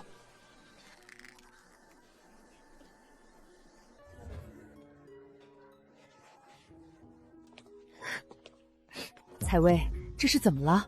好端端的怎么哭了？外祖母，采薇想回叶家一趟。在国公府住的好好的，怎么突然说要回去？是不是受委屈了？不关大家的事，是采薇赔了三变妹的琴，到现在却还没赔二表姐的玉镯。采薇想回叶家变卖些资产，带点银钱回来还债。表妹想回叶家直说就是，何必拿玉镯做幌子？不过也是，表妹在叶家长大，都4年没回去了，怎么能不想？再加上叶家这几年连个送信问候的人都没有，如今表妹急心在即，确实该回去看看了。二姐姐，我不是……确实是我这做大舅妈的疏忽了。采薇虽然寄在国公府，但毕究姓叶，出嫁前理应回祖籍一趟。国公爷军务忙，稍后我让2弟或者4弟安排人手护送，断不会委屈了表小姐。胡闹！叶家那重男轻女的贼窝，4年都不来看采薇一眼，回去做什么？等采薇在府里定了亲，知会叶家一声便是。可表妹口口声声说没银子，想回去要钱呢。表姐就是因为被扣了月钱，这才发愁的。那就把采薇的月钱给她补上。表妹自己非要逞能，把祖母的话当耳旁风，如今出了问题，祖母还要自掏蹄子或者宫中给她补上欠钱，祖母未免也太偏心表妹了些。这钱怎么能让老夫人掏呢？那谁应该出这个钱呢？采薇不要外祖母补上钱款，我在定国公府待得够久了，这就回叶家去。我看二姐姐就是见不得大伯父疼表妹，故意逼她走。三妹妹倒是说说，我怎么逼她了？是把仅有一件的浮光锦送给他，让他招摇逼的？还是给母亲请了教坊司名师教他练武，累着他逼的？还是送他了昂贵首饰引人妒恨逼的？表妹一向通情达理，明知赔了情之后没月钱，怎会为此觉得委屈？定是太思念家乡了。祖母就别拦着了，让他回去住几日。我也觉得采薇不是为了银子委屈，婉儿有的采薇都有。采薇既然想念叶家，老夫人就成全了吧。表妹，你到底是为月钱委屈，还是真的想回叶家？我是想回叶家。果不其然，还是我最懂表妹的心思。回叶家的事，等国公爷得空了商议再说吧。老夫人，一份是兴国公府受亲请帖，一份是昭平伯府的拜帖。以后昭平伯府的拜帖不用送进来了，直接退回去。娘，这已经是第3份拜帖了。当年退亲让玉儿受了多少委屈，昭平伯夫人是怕道士的话应验害了他儿子，才不是真的后悔。定国公府的姑娘不是谁想欺负就能欺负的。娘就听祖母的，若昭平伯夫人真有诚意，纵使进不了这门，她也会想方设法见到您的。五儿，近来勤练的如何？每天练2个时辰，但并无进步，怕是天赋不够。光勤快是不够了。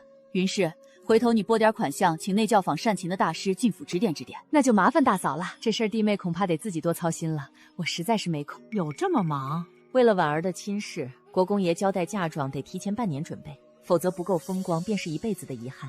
接下来的日子，我都要忙这事儿呢。那也不急于一时。宫中出钱，谁派人去办都一样。内教坊的高人得费心挑，弟妹亲自去请更有诚意。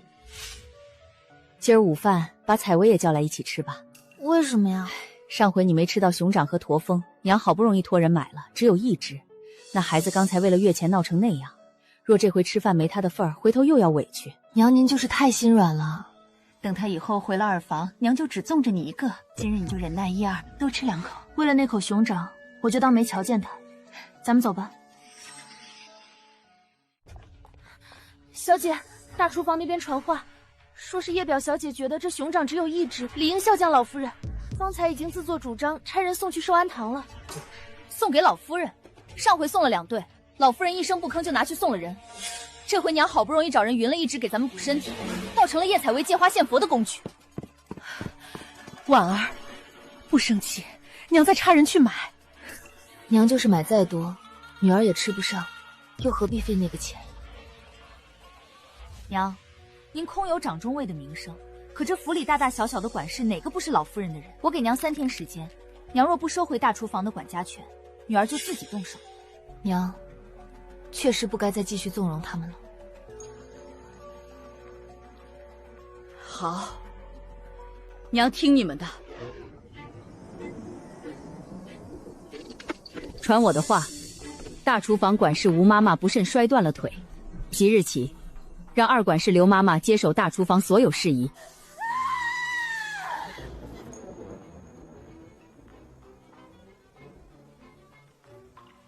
前世也是这天下雨，连下3天。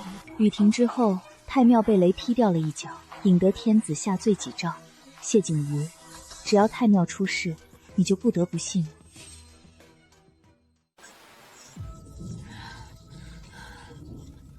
就算刘妈妈接手又如何？我才是老夫人的人，这厨房还是老夫人的。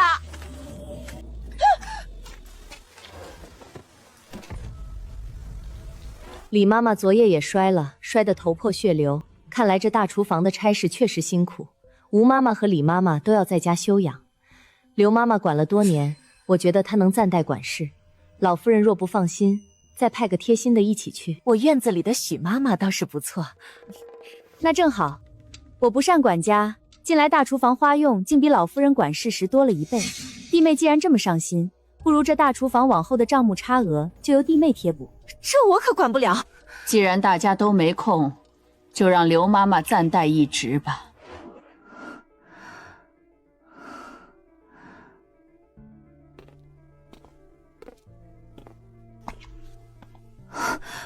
外面可有什么新鲜消息传来？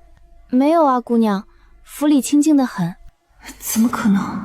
前世这时候，太庙被雷劈的消息已经满京城传开了。难道太庙没被劈，还是有人压下了消息？如果这事儿没发生，谢景一绝不会信我能预知未来。他母妃若还是在寿宴出事，他依然要守孝，依然会娶不到心上人，性格大变。那他岂不是还要来祸害我？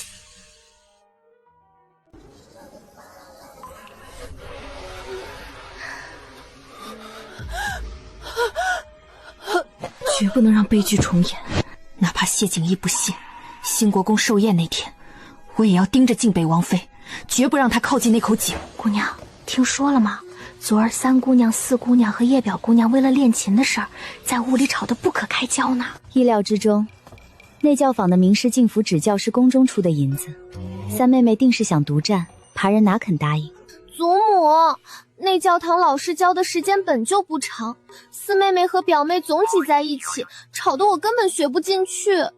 三姐姐这话好没道理，宫中请的人，凭什么只能你一个人学？兴国公寿宴就在眼前，我是想借这机会把丢掉的面子找回来。祖母，这回先紧着我，下次再给他们请成吗？别等下次了，这回一并请了便是。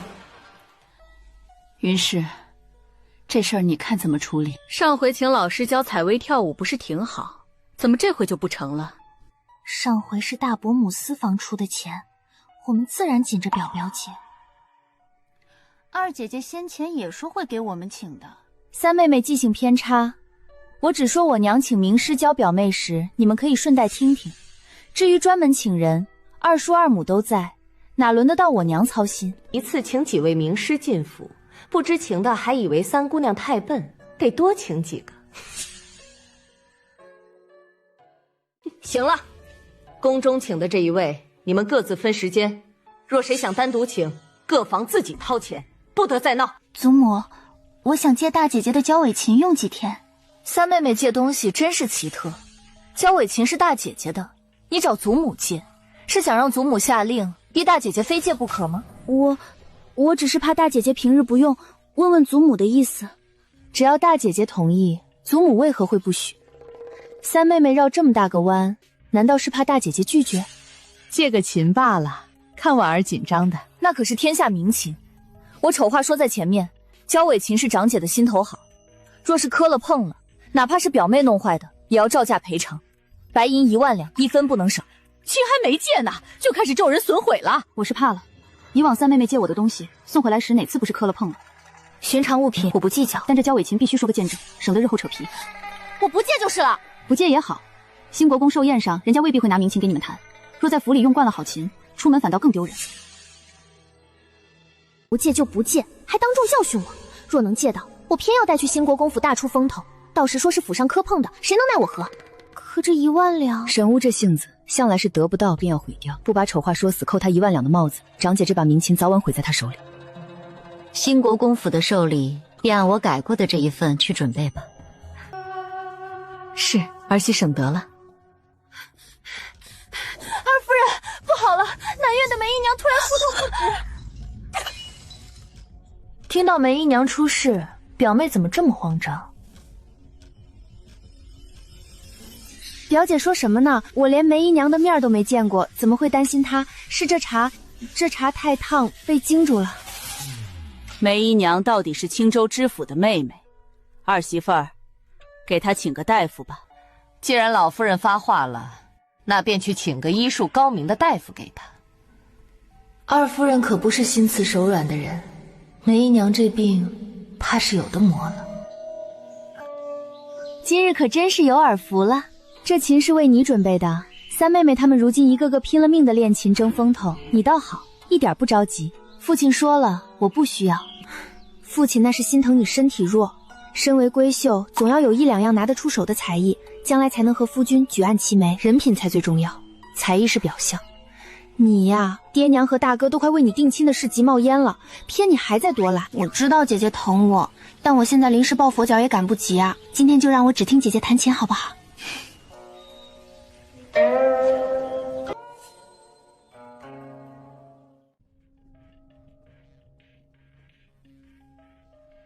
表妹今日打扮得当，真是别有一番风味。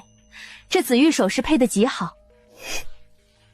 沈婉这个缺心眼儿，花重金把叶彩辉打扮得比我还出众，真是个蠢货。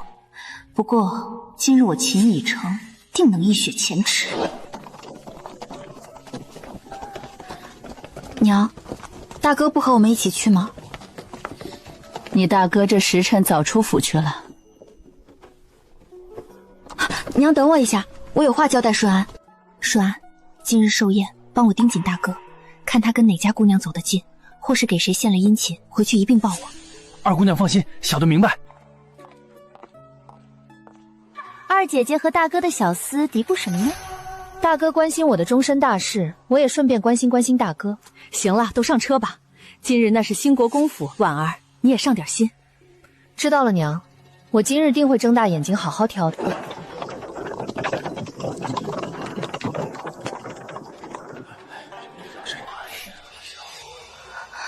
这张脸真是什么时候看都勾人，可惜是个脾气差的，命都快没了，还有心思跟人说笑。若不是怕你守孝3年后心理扭曲再来霍霍我，我才懒得管你母妃死活。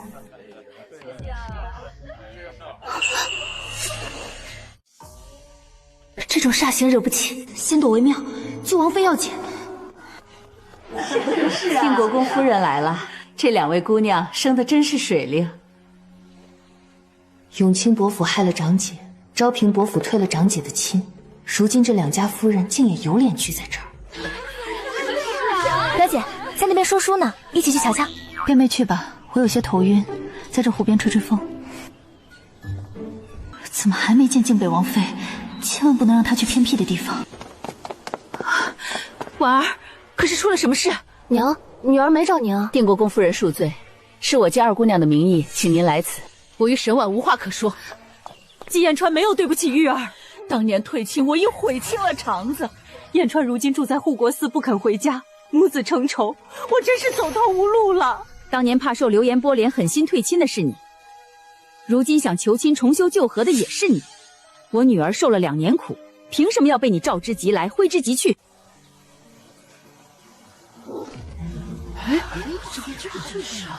你这是做什么？快起来！定国公府怎么恨我都行，只要再给彦川一个机会，求求您！你心疼儿子，难道我不心疼女儿？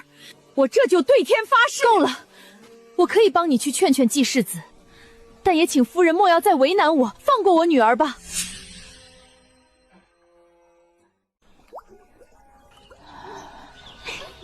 不是自己站上去，还来了个真。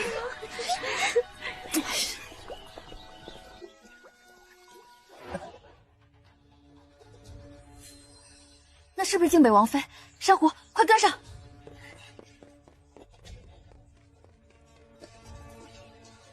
你是在找我，还是找我母妃？人吓人是会吓死人的。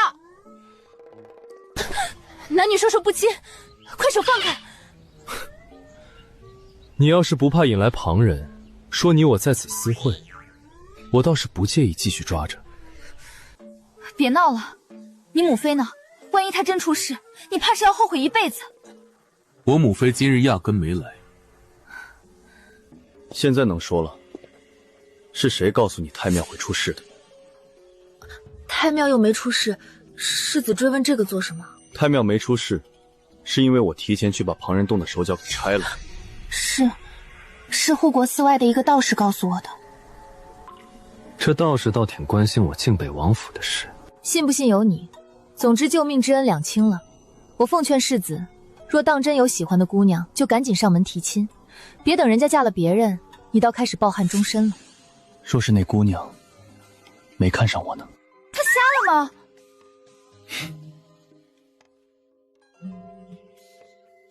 你耍我！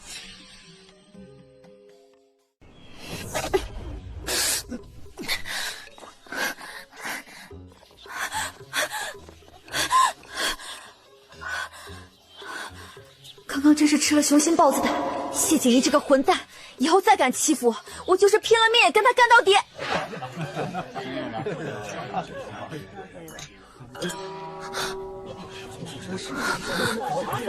别人说献丑是谦虚，沈三姑娘说献丑是真献丑啊！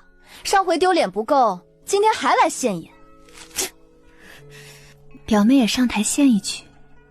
我？放心上，你舞跳得好，就算弹得不好也有人包容。若弹得好，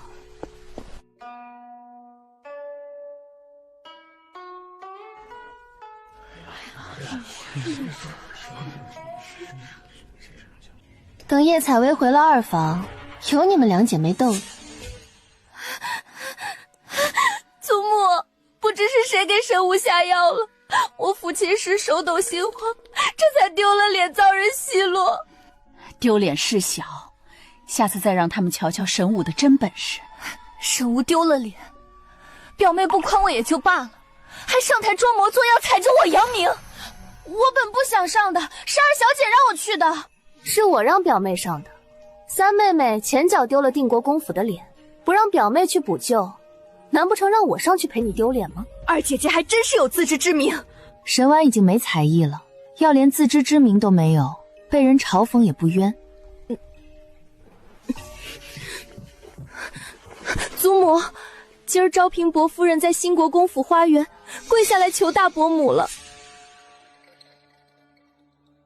昭平伯夫人当真跪下了？是，但没见到国公爷和玉儿点头，儿媳绝不会应允婚事，只是答应去护国寺帮着劝劝世子。祖母，您还没赏表妹呢，今日若非表妹压阵，咱们定国公府的名声可就被三妹妹折损光了。二姐姐对表妹可真好，既然这么疼她，怎么不同意恢复她的月钱？一码归一码，我扣月钱是给表妹长记性，倒是三妹妹，表妹是怎么没的月钱，你最清楚不过。行了，采薇今日确实有功，孙妈妈，去把那对金蕾丝簪子取来赏她。多谢外祖母。小姐，南院那边传信，梅姨娘的病吃了之前的药不但没好，反倒烧得更重了。二婶出的手，哪能让人好过？方才老夫人称自己头疼，请了大夫进府，顺道给梅姨娘重开了方子。老夫人这是坐不住了，梅姨娘若是死在南院，她那私生女的秘密怕是再难遮掩，她一定还有后手。昨晚老夫人礼佛，佛珠突然断了，老夫人总觉是不祥之兆，后半夜还被噩梦惊醒了。府里一切安好，老夫人莫要忧思过度。要不请护国寺外那位神准的道士进府算算，外祖母也好心安。罢了，不用紧着定国公夫人的正事办。孙妈妈，你替我去护国寺添些香油钱，顺拜请那位贵人进府。李叔，你在不在？二姑娘找我。我需要李叔帮我办件事儿，盯着寿安堂的孙妈妈，看她在护国寺到底见了谁，请了谁，一个字都不能漏。禀老夫人，那位明道这几日没空，这是他亲口推荐的师弟，本是平分愁色，请道长替我化解这心惊肉跳之灾。府中近来是否添了一房妾室？我房中确实新纳了一房媒氏。这八字主人命里藏贵，其女更是命格贵不可言，因为屈尊为妾，冲撞了老夫人的金身，才导致百鬼侵扰。那该如何化解？唯有两路，一是抬为平妻，二是纳为贵妾。老夫人每日抄一遍《道德经》，连续7期49日，即可化解。若是把人打发去庄子上呢？打发李府，老夫人自可无碍，但她命里的贵女就没了。此女贵可保府上百年强盛。梅姨娘入府多年未曾生养，哪来的贵不可言的女儿？梅姨娘若真能如道长所言，给国公府添个贵不可言的女儿，老身便是抄1-2个月《道德经》，受些苦头也认了。老夫人说的是，只要能保光公府百年兴盛，别说由着梅姨娘当贵妾，便是让她做平妻，爬到我头上作威作福，妾身也认了。哼！娘，祖母也太偏心了，指望一个妾室生的丫头来兴盛府邸，简直是打我们嫡房的脸。放心，娘绝不会让那贱人有机会生下孩子的。一碗绝子药下去，看他拿什么生。怎么回事？你怎么办事？老夫人恕罪，那道士本收了奴婢的钱，可他刚进上空有霞光萦绕，倘若胡编乱造，必遭天谴。他为保命才不得不照实说的。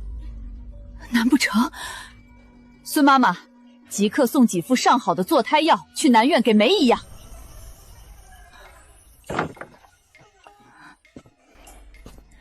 表妹这时辰过来，可是有事？表姐，我想向你挪借100两银子。你要银子做什么？送礼去南苑。今日道长也说了，梅姨娘将来有贵女承袭，我如今在她示威时送礼示好，将来也算多个靠山。表妹还真是未雨绸缪，随你吧。这有纸笔，你拟个礼单子，我这做表姐的帮你制版。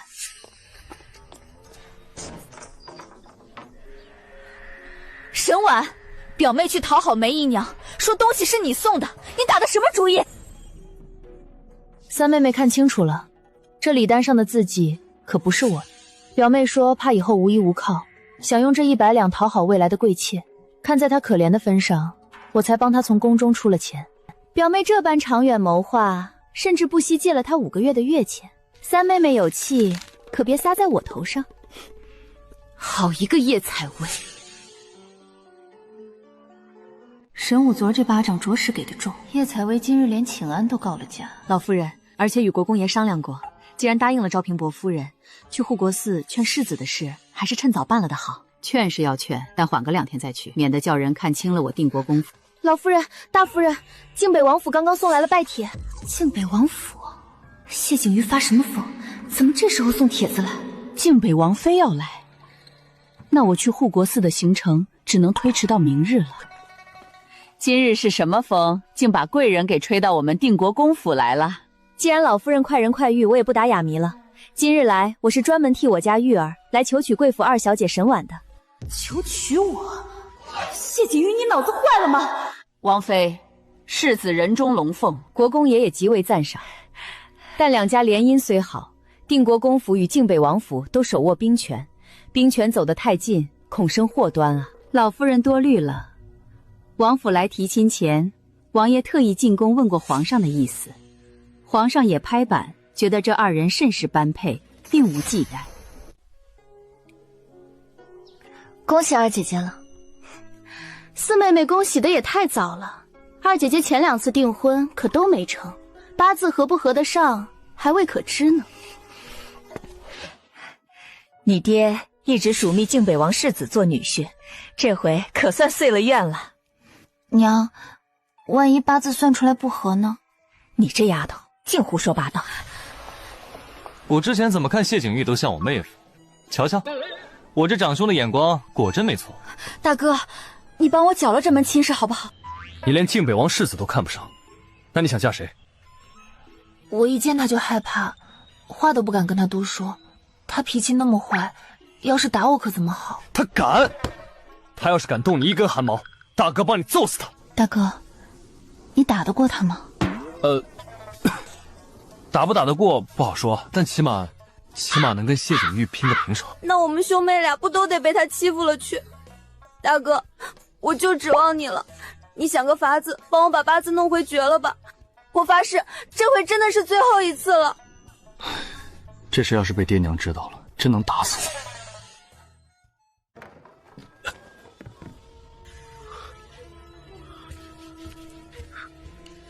莫怪莫怪，诸位祖宗莫怪。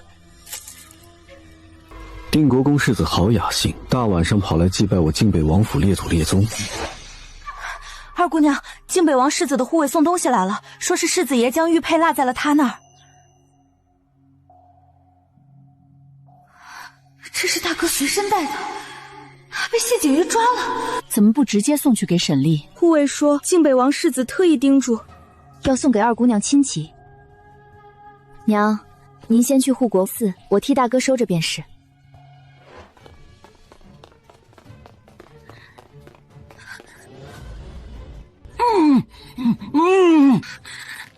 谢景逸，你放了我大哥！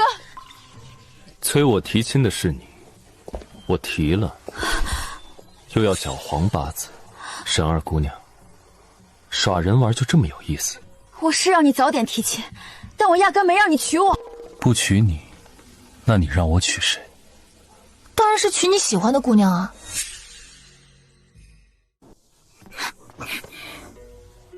是谁告诉你我有喜欢的姑娘？我也没说是谁，反正最多3个月，你就有喜欢的了。你就这么笃定那个他会出现？当然。那他是谁？别人只说那姑娘可能姓沈。你也姓沈，你怎么不怀疑？我喜欢的人就是你。我有自知之明，我让大哥去搅黄亲事，也是不想耽误世子追求真爱。谢景玉，你快放了我大哥！真为我好，就嫁给我。你说什么？我娶你。世子是说把世子妃的位置接给我挡麻烦？不行，我要占了位，你将来心仪的人进不来，我会害了你。我决定的事从不更改。那咱们说好了，是你自己要借我的。回过头你反悔了，你可以告诉我，但不能杀我。我在你眼里，难道是个杀人狂？那至少违约，借1年，最多2年，咱们就和离。你还怕我不和离？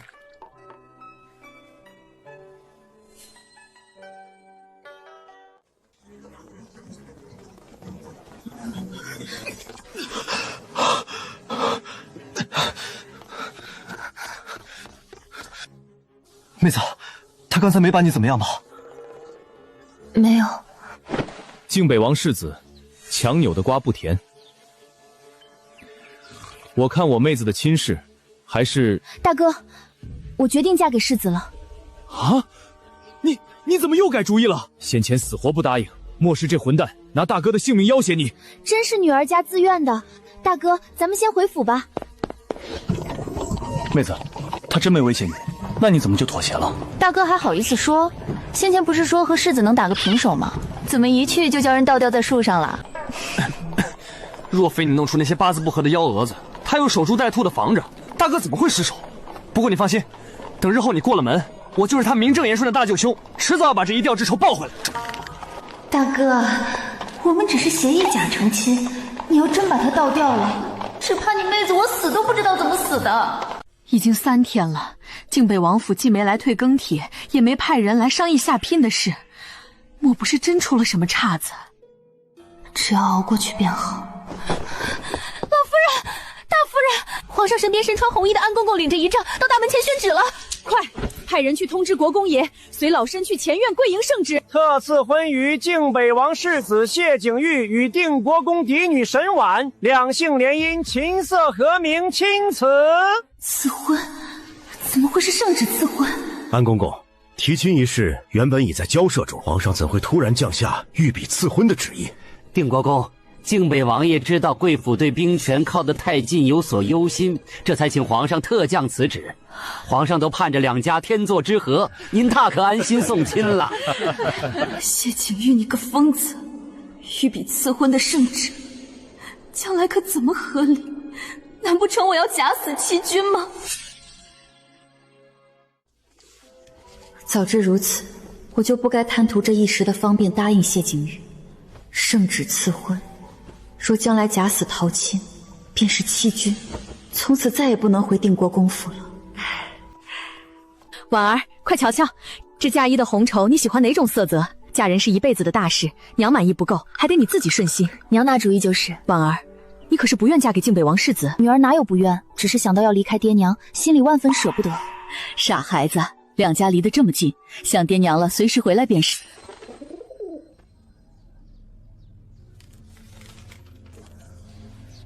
3天，只用再忍耐叶采薇最后3天了。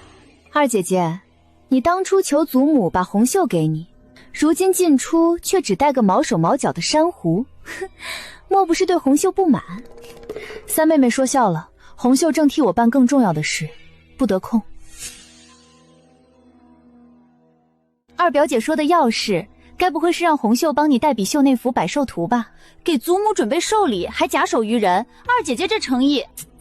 我身子刚调理好，那金丝银线绣久了却感不适，怕爹娘操心，才请红袖助我。既然三妹妹觉得我诚意不够，那这百寿图，祖母、孙女干脆换个寿礼，亲自筹备如何？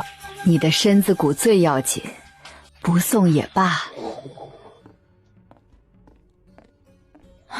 那只金枪红宝石的簪子呢？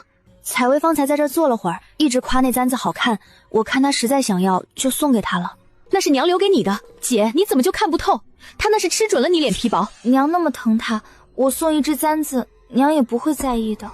以后她再找你要东西，你拒绝不了就告诉我，你前脚送，我后脚就去帮你要回来。我沈婉说到做到。长姐知道了，以后不做这样的事了。占小便宜，叶采薇，我就看你这最后2天还能捅出什么破天的大娄子？祖母，今日天气好，咱们姐妹几个想去街上逛逛。我不去，你们去吧。二姐姐，你近来甚少和我们同进同出，可是我们哪里得罪二姐姐了？我正给沈婉准备嫁妆，要问沈婉的喜好，你们几个出去玩吧。准备嫁妆也不差这1天半天的，婉儿且陪他们去散散心。祖母，沈婉不想去，来回那几条街早就逛腻了。既然二姐姐贵人事多，那我们自己去。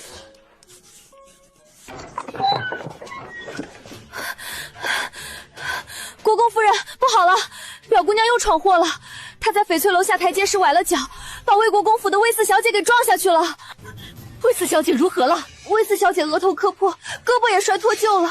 前几日魏四才在寿宴上扫了神武的面子，神武果然按捺不住，竟逼着叶采薇去当那只替死鬼。